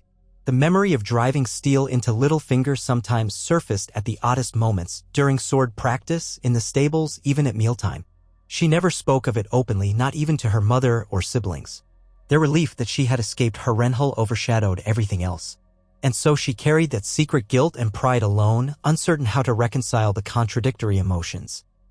Some nights, she stood on the walls gazing into the snowy darkness, half expecting new enemies to emerge. Part of her wanted them to, just so she could prove herself again to herself if no one else. But new enemies did not appear. Instead, time passed in an unsteady rhythm, and small changes began to shape the North's destiny. One morning, a messenger from the Dreadfort arrived, requesting an audience with Robb. It was cold enough that the man's beard was rimed with frost, and his breath plumed like smoke. He bowed, shivering in the entrance hall of Winterfell, and delivered a letter from Roose Bolton. Moat Cailin was firmly under Stark control again, the Ironborn scattered or slaughtered. The letter concluded with a subtle request for recognition of Bolton's efforts and some reward of land or status. Robb read it with a faint grimace. He knew Bolton's ambitions, yet he also recognized the man's efficiency. Rewarding him might keep him content, but overindulgence could strengthen a house that had long been rumored to practice cruel, secret traditions. The Leech's Roose was said to favor came to mind, and Robb suppressed a shiver. In the end, he penned a careful reply, offering gratitude and a modest expansion of Bolton's privileges in the Dreadfort region. hoping that would satisfy him. Best to keep a close eye on Bolton rather than provoke him.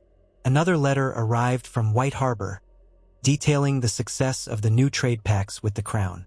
Manderley ships were once again sailing south with timber, furs, and fish, exchanging goods for southern spices, wines, and coin. Winterfell's coffers began to fill slowly, enabling them to purchase fresh supplies for reconstruction. Though it rankled many Northerners to supply the Lannisters, Robb reminded them that self-sufficiency did not mean isolation, and that gold from the Crown was gold they could use to rebuild.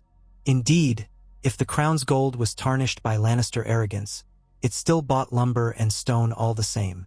When the new year turned, the days grew even shorter, and in that deep midwinter twilight, Maester Luwin, who had survived the Ironborn occupation by a hair's breadth, found himself busier than ever.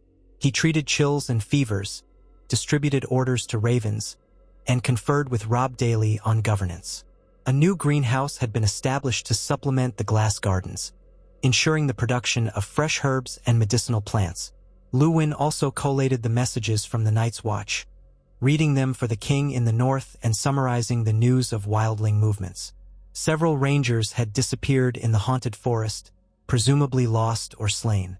The free folk were rallying around a man they called the King Beyond the Wall, Mance Rayder. Whispers of monstrous creatures and walking corpses bled through in fragments. Most men dismissed such tales as old wives' stories. But Luwin knew the old tales well, and a certain unease thrummed in him as he recounted the messages to Robb. Robb took each new report seriously, though the demands of the North were many. The Greyjoy threat had not vanished.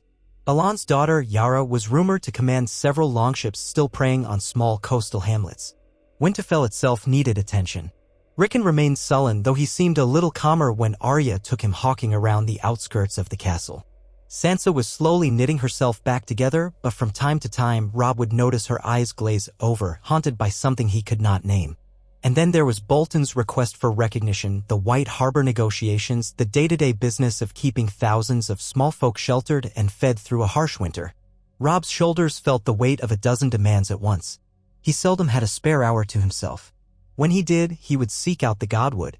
There he knelt in the snow, letting the hush of the ancient trees wash over him. The heart tree loomed overhead, its red leaves stirring softly in the cold wind, its face carved in eternal sorrow. He would breathe slowly, recalling how his father prayed in the same place, how Ned Stark found the strength to be just and honorable. Robb tried to feel his father's presence. Usually he sensed only the lonely creak of branches. He would rise, sighing, and return to his duties. One dusk, a raven arrived from the wall with more urgent tidings. The wildlings were massing in unprecedented numbers, and Lord Commander Mormont feared a major invasion come spring. The letter also mentioned sightings of whites, corpses that walked at night, animated by some unknown power. It was difficult to believe, but the words came with Mormont's own seal. Robb felt a chill that had nothing to do with the winter air. He brought the letter to a council of his trusted bannermen, Galbart Glover, Great John Umber, Roose Bolton, represented by a nephew who'd arrived in his stead, and a few others who could make the journey through the snow. They gathered in Winterfell's rebuilt Great Hall, a small fire crackling in the massive hearth, the walls lit by torches. As the men read the letter, some scoffed openly, but the Great John, a hearty man with a booming laugh, stroked his beard and said, "The Night's Watch is not prone to japes. If they say the dead walk, I'll at least sharpen my sword." Others nodded more gravely. Roose Bolton's nephew, a pale young man with watery eyes, only shrugged. "Even if it's true, how are we to fight corpses? Is it not enough that we must watch for the Ironborn?" Robb listened to all sides, pressing his lips together in thought. Catelyn attended the council, standing behind her son, a hand resting on the back of his chair. She rarely spoke in these martial gatherings, but this time she said quietly, "My lords, I beg you to heed the Watch's plea. The old stories may well be real, and if they are, the North could face a threat unlike any we've known." She recalled the tales old Nan used to share about the Long Night and the others. In her youth, she had dismissed them as fables, but too many strange tidings had come from the Wall in recent months. Robb finally decided to send a contingent of 200 men, led by a seasoned officer from the Karstarks, to the Wall. They would bolster the Night's Watch and confirm the wildlings' movements. If the threat was as dire as Mormont claimed, Robb would send more in the spring. The council parted, unsettled but resolved. As the men trooped out, Catelyn placed a comforting hand on Robb's shoulder. "Your father would be proud of you," she said. Rob nodded, though he scarcely looked comforted, gazing into the flames as if trying to see the future there. In the Red Keep, the news of the Night's Watch concerns reached Tyrion's ears as well, carried by an official from Castle Black who traveled south seeking men and supplies. Tyrion heard him out politely, but the court had little interest in northern troubles. Joffrey dismissed it as nonsense, calling the Watch a band of fools who wear black because they're too dim to dress themselves properly. Cersei cared more about ensuring Margaery's betrothal to Joffrey proceeded smoothly. Tyrion alone showed some curiosity, but he had limited power to redirect the crown's focus. He quietly arranged for some wagons of grain to be sent north, but it was a paltry sum. The Lannisters had other worries. Rumors that Stannis was building ships, that the Martells in Dorne might scheme in secret, that the Tyrells would exact a high price for their continued loyalty. Even with peace declared, the realm was like a brittle tapestry, one sharp pull could unravel it. Margaery Tyrell, meanwhile, spent her days navigating the dangerous currents of King's Landing. She played the gracious future queen, orchestrating feasts for the poor and showing a radiant smile wherever she went. Behind that smile lay a shrewd understanding of power. She and her grandmother Olenna pressed Tyrion to finalize the terms of her dowry, which involved securing certain lands around Bitterbridge, ensuring they remained under Tyrell influence. Cersei Br. Islied at these demands but found herself outmaneuvered at every turn. With Baelish gone, there was no single whisperer to manipulate the city's finances or pit the Tyrells against each other. Instead, the Tyrells were well organized, presenting a united front. Tyrion recognized that they were now indispensable to keeping King's Landing supplied. If not for Highgarden's grain, the capital might well starve. Still, tensions flared now and again. Joffrey occasionally tested Margaery's patience by flaunting his cruelty, shooting stray cats with his crossbow, or making cruel jokes about cripples and bastards. She would placate him with sweet compliments, or lead him off to watch some new puppet show she'd arranged in the courtyard. It seemed to work for the moment. The city's mood stabilized. Fewer riots, fewer starving children in the streets. The Tyrell gold and food served as a salve over the city's many wounds. Far to the east, Daenerys Targaryen had no notion of how Westeros had changed. If she heard that the Starks and Lannisters had come to a truce, she might have reflected that their conflict had once given her a faint glimmer of hope, two powerful factions tearing each other apart, leaving room for a Targaryen restoration. But with war quieted, the chance of an unopposed landing in Westeros seemed slimmer. She pressed on regardless, gathering unsullied in Astapor or forging alliances in Slavers Bay. Her dragons grew daily, fanning small flames with each breath, forging a legend around her. The free cities watched in fascination, but in Westeros the lords were too consumed with immediate concerns to pay much heed to a rumor of dragons across the sea. The Greyjoys, for their part, recognized that the North was no longer distracted by war with the Lannisters. Balon fumed on Pike, cursing the day that a mere girl, Arya Stark, had ended the conflict that once offered him a prime opportunity. Now the might of the North and the cunning of Roose Bolton in particular were free to harass Ironborn longships. Yara Greyjoy attacked a few towns on the coast, seizing supplies and retreating swiftly to the sea, but found it increasingly difficult to maintain a foothold. Her father's ambition to wear a driftwood crown and carve out a kingdom in the north seemed more distant than ever. As the cold months stretched on, the realm settled into a tense but real peace. The small folk huddled in their cottages whispered prayers that the fragile calm would last. Soldiers bored of garrison duty took to gambling or drank themselves into illusions of old glories. Lords wrote letters to each other about taxes, trade, and the vicissitudes of the weather. In Winterfell, the reconstruction picked up pace. Gradually, more of the castle became habitable. The library had been half-burned in the Ironborn attack, but now stonemasons replaced the floor, and Caitlin donated a portion of her personal funds to purchase new tomes from traveling merchants. The Great Hall's roof was patched, the cracks sealed against the biting wind. Repairs on the guard towers continued, though the deep winter snow slowed progress. At last, the first hint of spring appeared in the form of slightly gentler breezes and a faint thaw along the edges of the King's Road. The days lengthened, coaxing fresh life from the frozen soil. By then, word arrived at Winterfell from the 200 men who had gone to support the Night's Watch. The wildlings were on the move in greater force than ever before, tens of thousands of them. Mance Rayder, the king beyond the wall, wanted to bring his people south. The question was whether they fled some unimaginable danger or simply sought to invade. The reports were inconclusive, but they described the Watchers glimpsing whites, rotting corpses stumbling through the snow, attacking men at random. The Night's Watch had fought some off with fire, losing good rangers in the process. The men from the Karstarks corroborated it all, swearing in their letters that they had seen the dead walk. Robb called his bannermen to a spring council, uncertain how far he should commit to a war beyond the wall. Arya listened quietly from the edges of the hall, arms folded. She thought of Jon Snow, her half-brother, though to her, he was simply her brother. He was sworn to the Watch, and if the Watch fell, Jon would be doomed. That alone made her want to beg Robb to march north with every man he had. But she understood that the realm's resources were finite, and the threat from the Greyjoys had not entirely vanished. There were also whisperings that Stannis Baratheon might sail north around the Fingers to strike at White Harbor, or even attempt to cross the Neck. No one could be certain, though some insisted it was nonsense. Ser Wendell Manderly, representing White Harbor, spoke up in the hall. "Your Grace, the Night's Watch is all that stands between these nightmares and the rest of us. If they fail, the wildlings might flood the north, or worse things might come. My Lord Father stands ready to support your commands, but we must be sure the Ironborn are not waiting to strike if we pull our forces away." The great Jon banged his fists on the table. "I say let's ride north and smash these wildlings before they so much as set foot on our lands. Let them see how the wolves of Winterfell fight." Some of the younger lords roared agreement, spurred by the lust for glory after a winter of relative quiet. Others were more cautious. Galbart Glover pointed out that the wildlings were not necessarily an organized army but rather a mass exodus. He asked if perhaps they could be parleyed with. That drew scorn from some. "Parley with savages?" roared a lesser lord from the Rills. "Next you'll be inviting White Walkers in for ale and bread." The hall erupted in argument. Catelyn watched with pursed lips, remembering the parley that had ended the war with the Lannisters. She had urged compromise then, and it had saved countless lives. But these were no southern lords in fancy cloaks. They were wildlings, rumored to be cannibals, thieves, and worse. Still, the rumors about walking corpses haunted her. Roose Bolton's nephew, representing House Bolton, said quietly, "The Night's Watch is oath-bound to guard that icy frontier. They have failed if the threat is truly so dire. We need not sacrifice Stark men if the Crows cannot manage their own duty."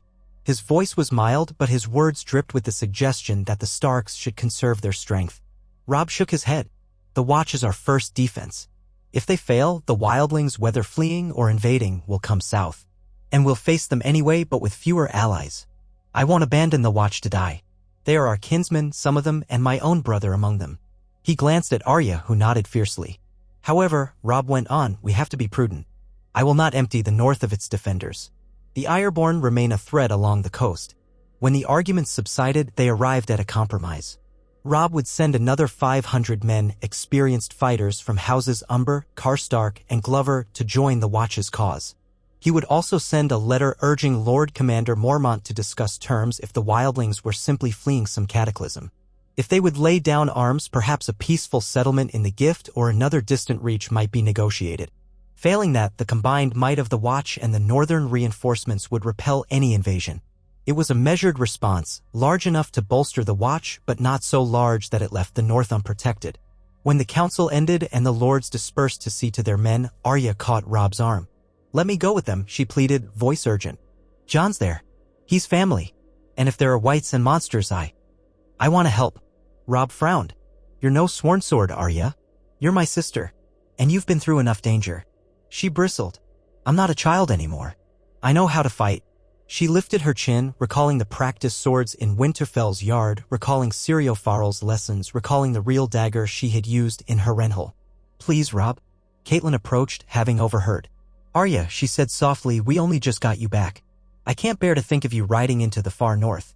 We know so little of what awaits there." Arya's eyes stung, but she refused to cry. "Jon is my brother. The Watch needs help. Let me do something that matters. I'm tired of waiting for the next threat to come." Robb looked at her face, saw the same determination that had once guided him onto the battlefield. He glanced at his mother, whose eyes were filled with dread at the thought. But then he recalled how Arya had survived Harrenhal and the war on her own, how she had done the impossible, even killing Peter Baelish, though few knew that secret. He took her hands. "Arya, if you go as a Stark of Winterfell, under my command. You will remain under the protection of a proper guard. And if it grows too dangerous, I expect you to return. Do you hear me?" Relief and excitement welled up in her. "I will." Catelyn murmured, "This is madness," but there was resignation in her voice. "Robb, you'll keep her safe." She knew that no cage could hold Arya if her heart was set on going. At least if Arya traveled with the official Stark force, she would have allies. The next day, preparations began. Arya packed her warmest furs, her sword, needle which had been retrieved from storage in Winterfell's armory, and a short bow. She also took an unassuming dagger, the memory of its use still etched in her mind. Her traveling companions would be a mix of hard-bitten Umbers and Karstarks, led by Ser Edwal Nott, a gruff man with a missing ear who had fought in half a dozen skirmishes during the war. Robb assigned 6 additional guards specifically to watch over Arya. She rolled her eyes at the notion but kept silent, understanding that it was a concession to ease her family's worry. They set out on a cold spring morning, the sky a haze of pale light above the snow-draped landscape. The roads were thick with slush, making for slow progress. Arya rode near the front, scanning the trees on either side of the King's Road. The Karstarks rode with grim determination, furs pulled tight around their faces. Now and then they would mention how they had lost kin to the Lannisters in the war, or how they had once marched south with Robb. Yet the talk of the dead walking cast a hush over them. The Umbers, as large and boisterous as their lord, tried to keep spirits up with ribald jokes, but even they seemed subdued in the chilly air. The journey north took longer than usual, for winter had not yet fully loosened its grip. They passed small villages struggling to rebuild. Some folk came out to wave or call blessings on the king in the north. Others eyed them warily from shuttered doorways, uncertain who these armed riders might be. The group forded half-frozen streams and skirted the edges of ancient pine forests. The further north they rode, the starker the land became, fields dusted in snow, bare trees clawing at a slate-gray sky. At last, they reached the gift, that swath of land bequeathed centuries ago to the Night's Watch. Here, small crumbling holdfasts dotted the landscape, and the Black Brothers occasionally appeared on the road, leading columns of pack horses. When they recognized the Stark banner, they greeted them with relief. "Word reached us that you were coming," one Black Brother said. "We're grateful for the aid. Never thought we'd see so many men come to help the Watch again." They pressed on until the wall itself came into view, a vast barrier of ice and stone stretching across the horizon like the edge of the world. Arya felt her breath catch. She had heard stories from Jon and from Old Nan, but nothing prepared her for the sheer immensity of it. The sun glimmered off the frozen surface, which seemed to glow with a pale blue light like some ancient glacier that refused to melt. The gate loomed before them, framed by rough-hewn tunnels in the ice. Black crows fluttered overhead, the watchmen of the wall. When they passed through to Castle Black, Arya surveyed the bleak courtyard and tall wooden towers. Men in black cloaks hurried back and forth. She saw training yards with worn dummies, stables filled with shaggy northern horses, and a cluster of small halls and armories. It all felt cold and spare compared to Winterfell, but there was a certain stark dignity in it. Ser Edwal Nott spoke with the acting officers while Arya, dismounting, tried to find Jon. Her stomach fluttered, worried he might be gone ranging. She spotted him at last, emerging from one of the armory sheds, a black cloak around his shoulders, Ghost the direwolf padding silently beside him. For a moment, Arya simply stared. He seemed older, leaner, with a new hardness in his face. The moment he spotted her, his gray eyes flared with shock, then joy. She rushed forward, grinning, almost stumbling on the icy ground. Jon met her halfway, enveloping her in a fierce hug. Ghost sniffed around them and let out a soft rumble of approval. "Arya," Jon breathed. The last I heard, you were safe, but I never thought you'd come here." She laughed, tears stinging her eyes in spite of herself. "Safe is a funny word," she said. "But yes, I'm here. Robb sent men to help the Watch, and I convinced him to let me ride with them." Jon studied her face. "You look so different. Taller. Harder. When I last saw you, you were just a little girl throwing snowballs at Sansa." Arya tried to smile. "I still might throw snowballs if I get bored." But the weight of the journey and their shared losses lingered. "We have so much to catch up on," she added. "So much happened." Jon nodded, glancing around at the Black Brothers passing by. Some gave Arya curious stares. A young woman in the courtyard of Castle Black was unusual enough, but none questioned it openly. After all, the men from the Karstarks and Umbers had arrived, obviously on official orders. "Come on," Jon said, gesturing with a tilt of his head. "You can stable your horse and we'll find a quieter spot to talk." She followed him to the common hall. The place was dim and smoky, with benches arrayed around long tables, a large hearth at one end. The smell of stew and old ale hung in the air. Jon found a corner table away from the bustle where they could speak in relative privacy. Ghost settled at his feet, occasionally lifting his red eyes to peer at Arya. Word spread among the Watch that Arya Stark, sister to one of their brothers, had arrived, and a few Black Brothers glanced over curiously, though none interrupted. Jon asked about Winterfell. How it fared after the Ironborn, how Sansa and Rickon were doing, if their mother was well. Arya explained the uneasy peace with the Lannisters, how Peter Baelish's death had led to the realm's finances fraying and forced a truce. She kept her own role in Baelish's death vague, not wanting to weigh Jon down with that secret. Instead, she told him how she and Robb were trying to rebuild, how the Riverlands were healing, and how the Ironborn still vexed them at times. She mentioned Bran briefly, how he was rumored to be beyond the wall. Jon grew solemn at that news. "I heard rumors of a crippled boy and a giant man traveling north," Jon said softly. "Some rangers claimed to have seen them.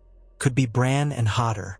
They were traveling with other companions, at least a Crannogman boy and girl. But that was a while ago.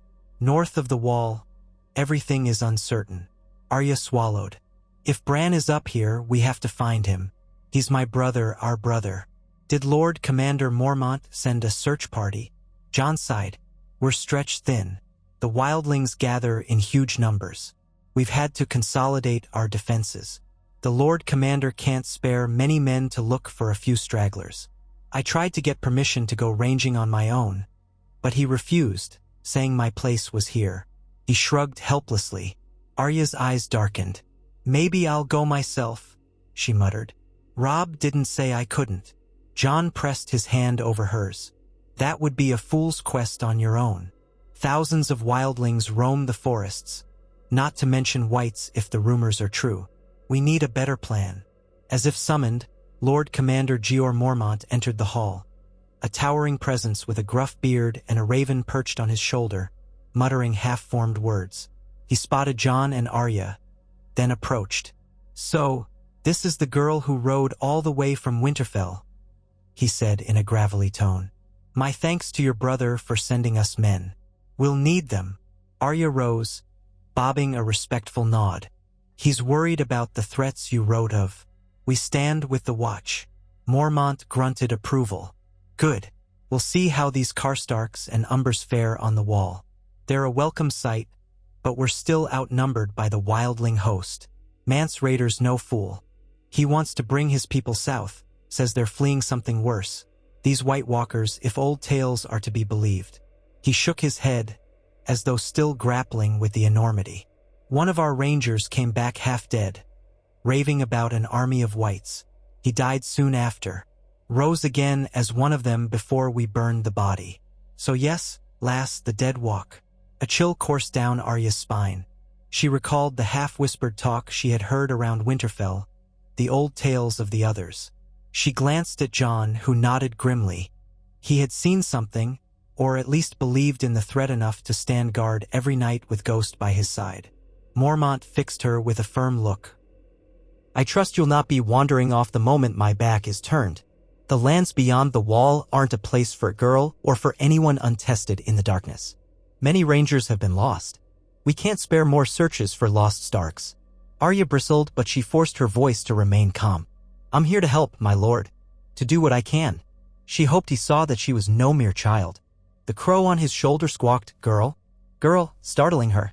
Mormont huffed and scratched the bird's head. "Then do your part by listening to instructions. Sarid, while not, will get you all situated. You'll stay within the walls for now. We may have need of your swords soon enough." With that, he moved away to confer with other brothers, leaving Arya seething at the implication she was just a foolish girl. Jon placed a hand on her shoulder, his expression sympathetic. "I know you can handle yourself," Jon said, "but the Lord Commander has seen too many good men lost already." Arya exhaled, letting her frustration ebb. "I'll wait for now. But if we get the chance to go beyond the wall to find Bran," she let the statement hang. Jon understood. They had come this far. Neither of them would let their brother remain lost forever.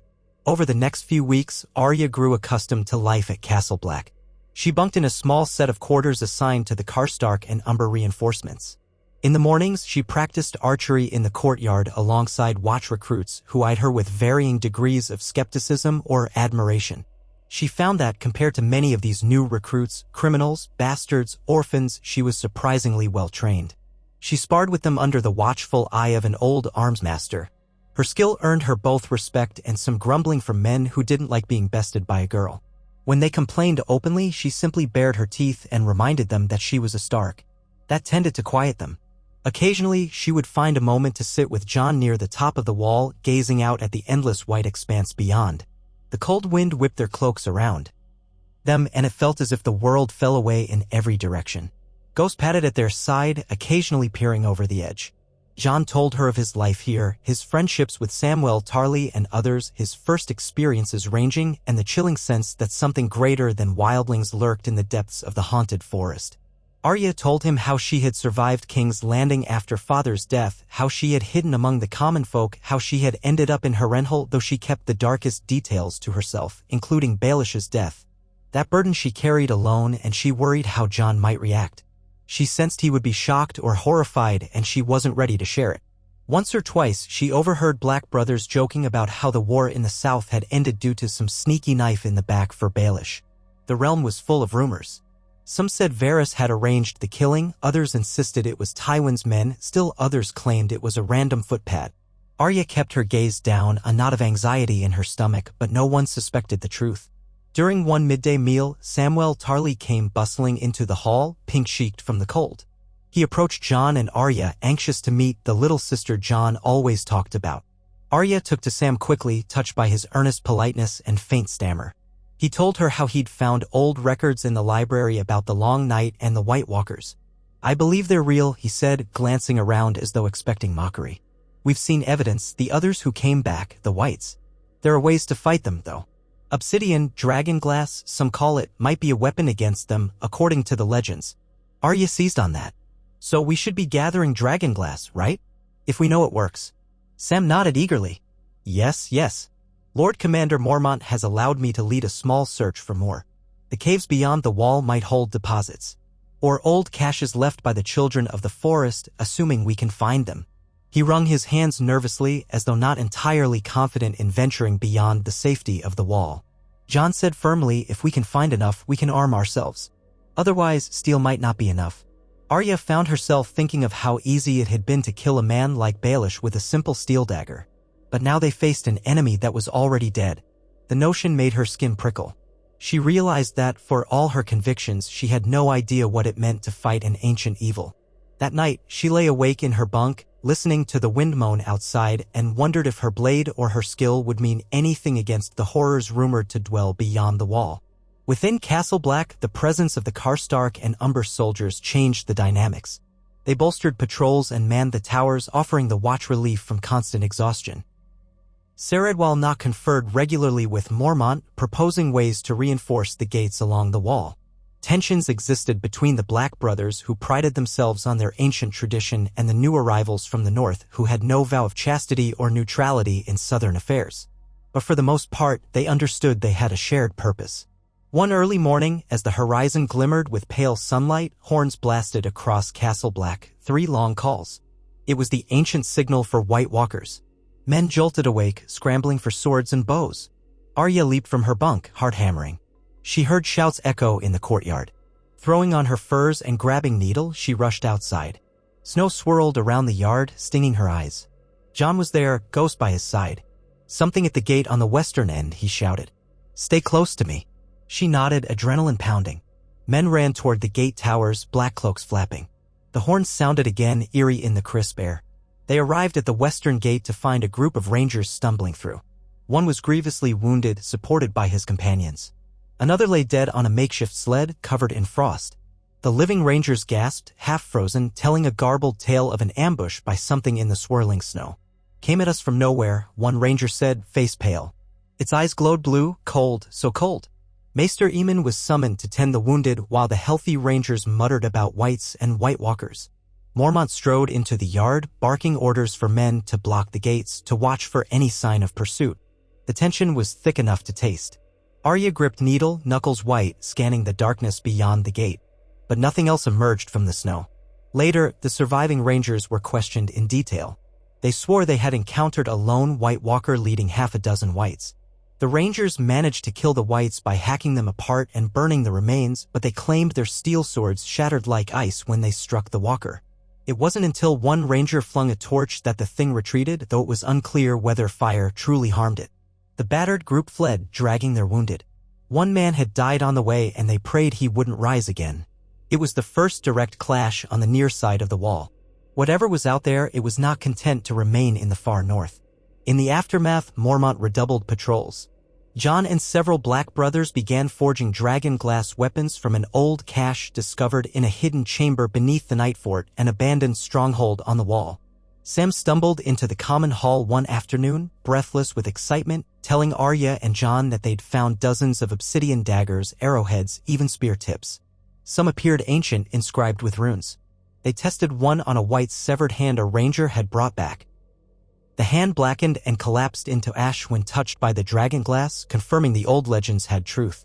At once, the Watch began distributing the obsidian to as many men as possible. Arya was given a slender dragonglass dagger. She turned it over in her hands, marveling at the strange sheen. It was lighter than steel, razor-sharp and faintly translucent. She felt a jolt of pride and fear, recalling that a normal blade had not sufficed for the Rangers. This might be her best chance to stand against an enemy she couldn't fully comprehend. She practiced with it daily, though the Black brothers teased her, saying that one slip could break the fragile glass. Even so, she insisted on learning how to parry and strike in close quarters. Meanwhile, word arrived that Mance Rayder's wildling host was drawing closer. They were rumored to be gathering near the Frostfangs, a mountainous region beyond the wall. The watchers on the heights reported smoke from innumerable campfires. The first major clash seemed imminent. Some rumored that Mance might attempt a direct assault on the wall at Castle Black or Eastwatch by the sea, while others thought he would probe for weaknesses along the miles of unguarded ice. The tension across the fortress was palpable. Arya found herself at a crossroads.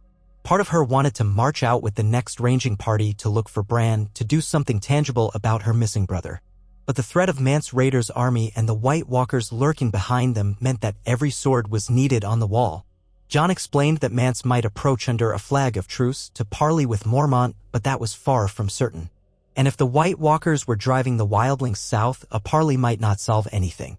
The dead would not negotiate. When the day came for the Watchers to ride out and scout the wildling horde's position, Arya tried to volunteer. Mormont refused flatly. "We need you here with those men your brother sent. A scouting party has to move swift and silent, fewer numbers. You'd slow them down." Arya swallowed her anger, knowing it was likely an excuse. They just didn't want her in harm's way. The scouts departed at dawn, vanishing into the swirling snow beyond the wall. Days passed. Tension climbed with each hour they were absent. Finally, near dusk on the fourth day, several riders returned at a gallop, half out of breath, their horses lathered.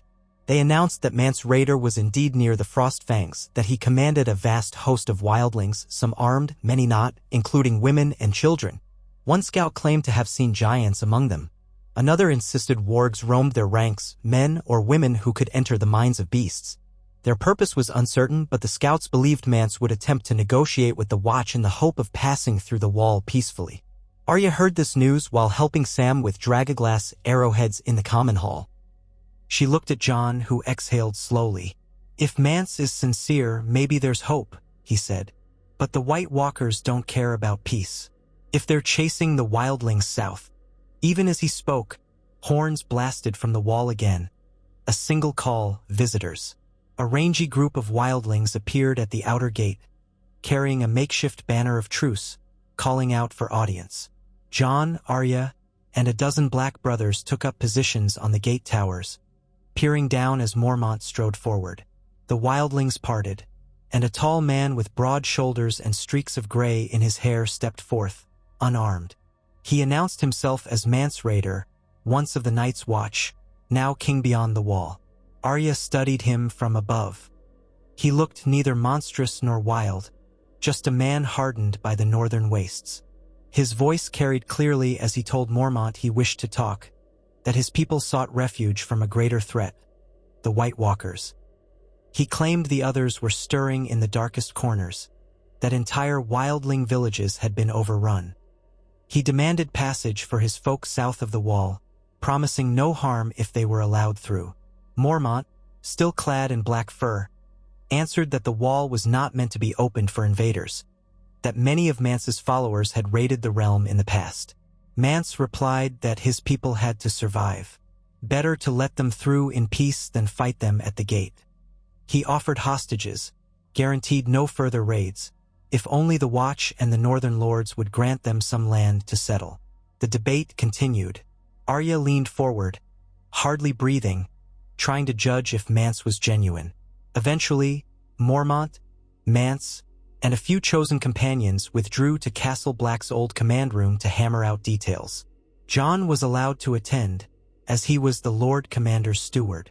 Arya waited anxiously outside, pacing the yard. The night was cold, lit by pale moonlight on the snows. Hours later, Mormont emerged, grim but determined, stating that an arrangement might be possible. Mance would keep most of his host beyond the wall until a route south was negotiated. A small delegation of wildlings would remain at Castle Black as hostages, ensuring no raids occurred. In return, Mormont would petition the king in the north, Robb Stark, and the Crown in King's Landing for permission to let a portion of the free folk cross at certain points, where they would settle uninhabited lands in the gift. It was an unprecedented notion, sure to cause uproar. But if the alternative was war with 100,000 desperate wildlings, or whites overrunning both wildlings and the Watch, maybe it was the only choice. Arya was relieved at first, imagining that if the White Walkers were truly the greater threat, a pact with Mance Rayder might be vital. But the next morning, many Black brothers muttered their discontent. They saw Mance's men as murderers and thieves. They questioned Mormont's authority to let them pass. Word spread quickly among the northern soldiers stationed at the wall, and some balked at the idea of letting wildlings roam the gift, citing old atrocities. Fights broke out in the common hall, forcing Mormont to clamp down with strict orders. Meanwhile, Mance's ambassadors, a few men and women dressed in mismatched furs, walked warily through Castle Black, eyeing the men in black cloaks. They carried themselves with a confidence that belied their ragged appearances. One of them, a tall spear wife with braided hair, sneered at the Watch's discipline. Another, a slim man covered in old scars, studied the ramparts with a glint of calculation. Arya watched them from a distance, remembering how the Lannisters had once seemed unstoppable foes, but how alliances and betrayals could shift the realm overnight. Perhaps the wildlings could become allies, or perhaps it would all crumble into violence. In the midst of this tension, a new scouting party was formed to venture deeper beyond the wall to confirm the presence of the others. Jon wanted to go, but Mormont insisted he stay to help keep the peace with Mance's hostages. Arya volunteered again. This time, Mormont hesitated. He glanced at Jon, who gave a reluctant nod. Perhaps letting Arya join would prove the Watch's good faith, forging a link between the wildlings and House Stark. Or perhaps it was reckless. But Mormont, out of options, finally relented. Go, if you must, he told Arya, but keep your wits and listen to the ranger in command. That ranger was a seasoned brother named Qhorin Halfhand, though in this altered timeline, he still served the Watch faithfully, never having encountered Jon in the earlier days. Arya prepared her gear: needle, the dragonglass dagger, warm leathers, thick gloves, and a half-helm. A handful of Black brothers and one of Mance's ambassadors, an older wildling woman who knew the terrain, joined the expedition. They rode through the wall by a narrow postern gate, stepping into the vast white wilderness under a wide steel-gray sky. Arya's heart thrummed with both excitement and dread. She had longed for the chance to do something real, to prove her worth, and perhaps even find a clue about Bran's whereabouts. Yet the stories of whites and others churned in her mind. For days, they ventured north, the snow growing deeper, the forests denser. They set up cold camps at night, lighting minimal fires to avoid drawing unwanted attention. The wildling guide led them along hidden paths, muttering about how the cold had grown worse than she'd seen in years, how entire clans had vanished without a trace. Qhorin Halfhand said little, but each night he set double watches, and each morning he urged them onward in a silent, relentless march. At last, on a moonlit night, they came across a village half buried in drifting snow. The huts were collapsed, the fences broken. Not a living soul stirred. The group spread out carefully, swords in hand. Arya's breath caught in her throat when she saw footprints in the snow that did not belong to any living creature, long, thin, inhuman prints that led away behind one of the huts. She followed them a short way, ignoring the nervous warnings of the Black brother beside her. Rounding a corner, she saw a shape half covered by a collapsed roof, pale and unmoving. With her heart pounding, she tugged aside the broken timbers to reveal a woman, or what was once a woman. The flesh was white and rigid, the eyes an eerie blue that reflected the moonlight. The thing stirred, mouth opening in a silent snarl, its hands reaching for her. Arya recoiled, shouting a warning. She stabbed with her steel sword first, but the blade barely slowed it. Then she remembered the dragonglass dagger. She switched weapons in a panic, the creature lunging at her. Shoving the dagger forward, she felt it pierce the white's chest. A hiss like steam on hot coals erupted, and the white collapsed into disintegrating flesh, blackening and melting away until nothing remained but a scattering of ash and bone. She crouched there, breathing hard, clutching the dagger. A black brother came rushing to her side, eyes wide. "Gods, are you hurt?" She shook her head. "No, I'm all right." But her heart hammered so violently she feared it might burst. This was no man. This was death animated by some fell power. She'd killed before, but never anything like this. The others scoured the village, finding more signs of carnage, frozen corpses, half-eaten carcasses of animals, one or two more whites lurking in the shadows. Dragonglass ended them swiftly once discovered. But the absence of living people suggested the entire village had been wiped out or turned. The group burned what remained, grimly piling corpses, sending a pillar of black smoke into the starry sky. Corin and the wildling guide conferred. The woman shook her head, voice trembling. "It's worse than I feared. If these whites roam at will, they'll spread wherever they can. The others push us south." Mance Rayder was right to run. Corin nodded gravely, turning to the Black brothers. "We've seen enough. Let's get back to Castle Black and warn Lord Commander Mormont. The time for half measures is done." On the return journey, Arya said little, haunted by that face with the glowing blue eyes.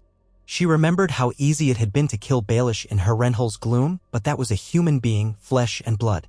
The white had been something else, a husk controlled by icy malice. Part of her was relieved that the dragonglass worked. Another part wondered how many more of these creatures wandered the forests, unstoppable without such weapons. They reached the wall in half the time it had taken them to go north, driving their mounts hard.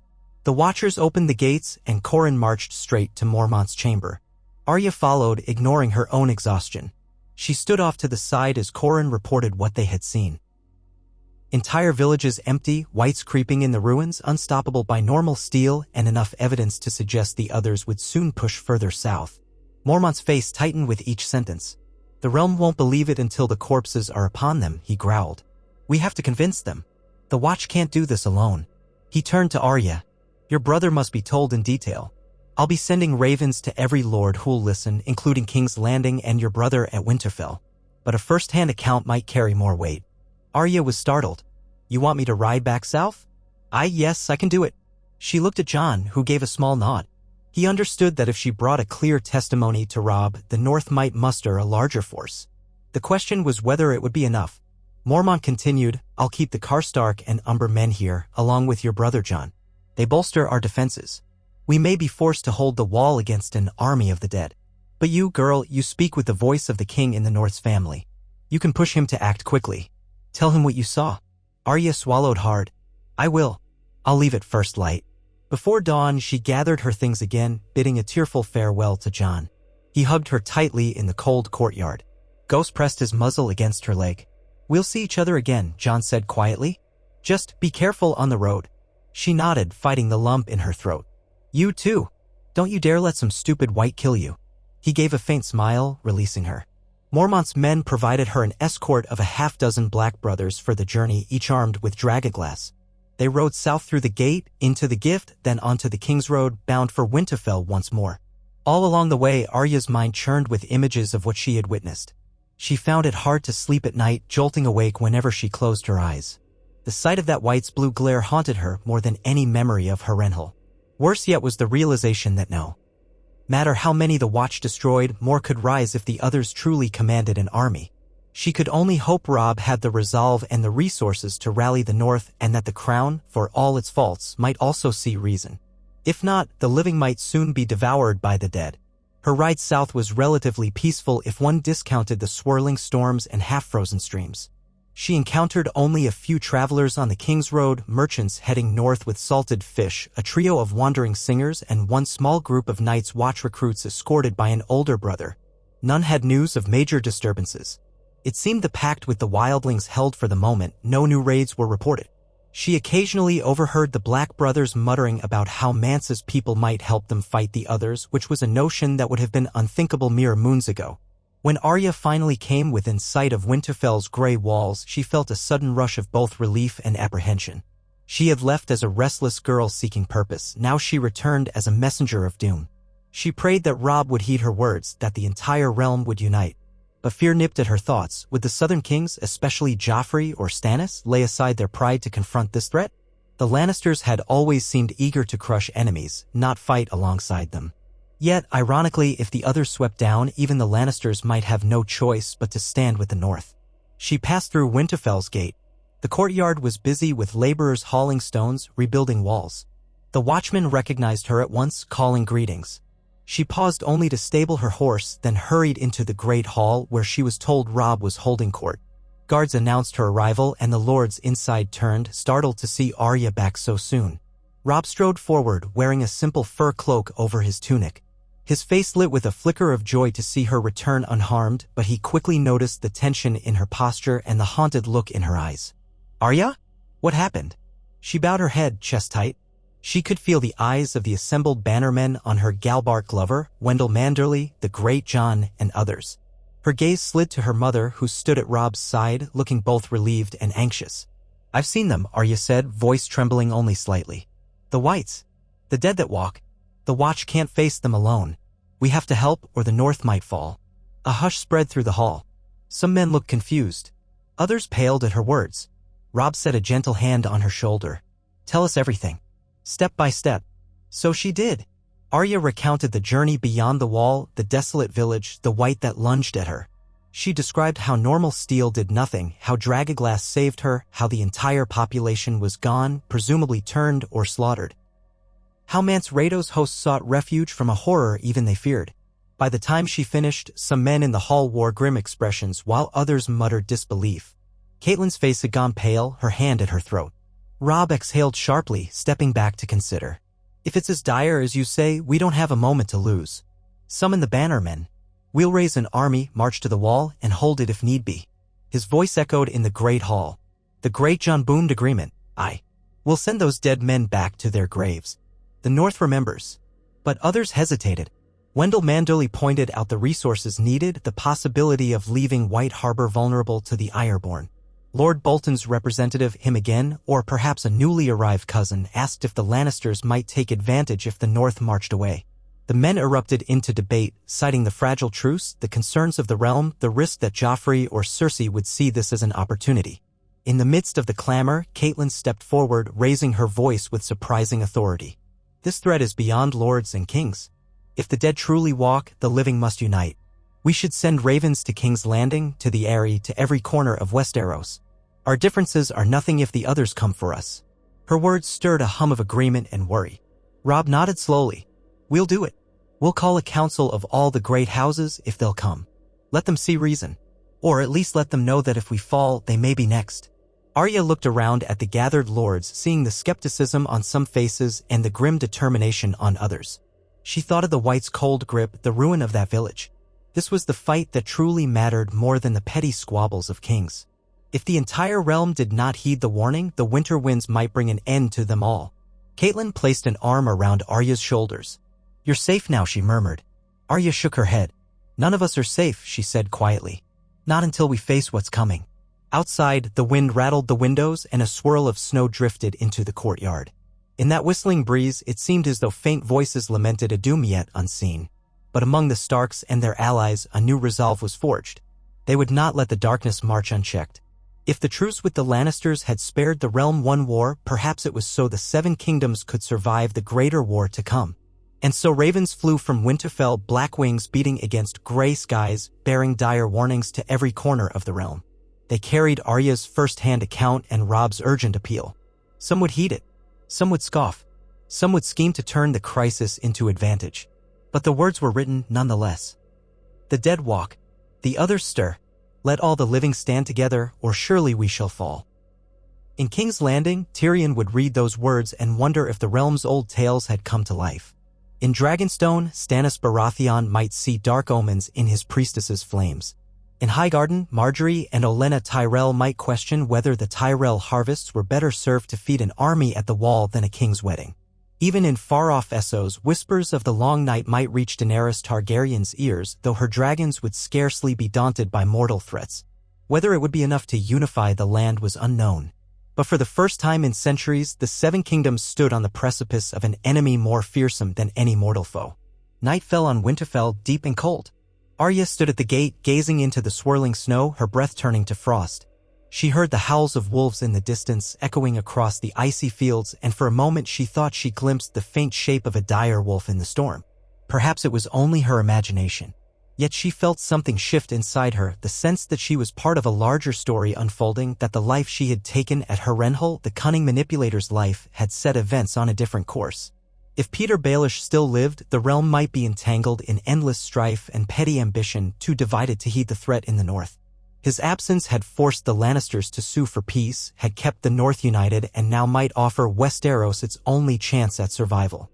Closing her eyes, Arya thought of Jon on the wall, of Sansa and Rickon in Winterfell, of Bran lost somewhere in the haunted forest, of her father watching over them from the grave. She thought of all the living souls across the land, farmers, blacksmiths, children, lords, each clinging to life in this fragile respite. The last war had been avoided by the bite of her dagger. The next war would be one against death itself, and she vowed silently that she would be ready. She was Arya Stark of Winterfell, and she had already spilled blood for her family. She would do so again and again until the dawn broke over a realm free of the dead. High overhead, the moon shone down on Winterfell's towers, on the banners of the direwolf, on the newly built ramparts. The night was bitter, but in its depths lay a seed of hope. The pack was coming together, stronger than it had been since Ned Stark's execution. The war between Stark and Lannister was ended, at least for now. Another war, the true war, awaited. And in the quiet hush of the northern night, Arya felt certain that, whatever trials lay ahead, she would face them with the stubborn courage of a wolf girl who had once survived Harrenhal and changed the fate of kings with a single thrust of steel. She let out a slow breath and turned, stepping back inside the castle walls. Behind her, the night wind sighed across the battlements, carrying the promise of an unrelenting winter. Yet deep in her heart, she carried a glimmer of fierceness that no storm could extinguish. If the dead wanted to consume the living, they would find Arya Stark ready for them, dragonglass in hand, the north at her back, and the memory of every loss she had ever endured fueling her resolve. And if the realm needed unity, she would do her part to see it forged, however unlikely that unity might be. Because this time, there were no illusions. Either they stood together against the oncoming night, or they would all fall, and the world of men would belong to ice and death forever. Outside, the wolves howled again, a chorus carried on the wind as if echoing her silent vow. The living would not yield. And the dawn, though distant, would one day break,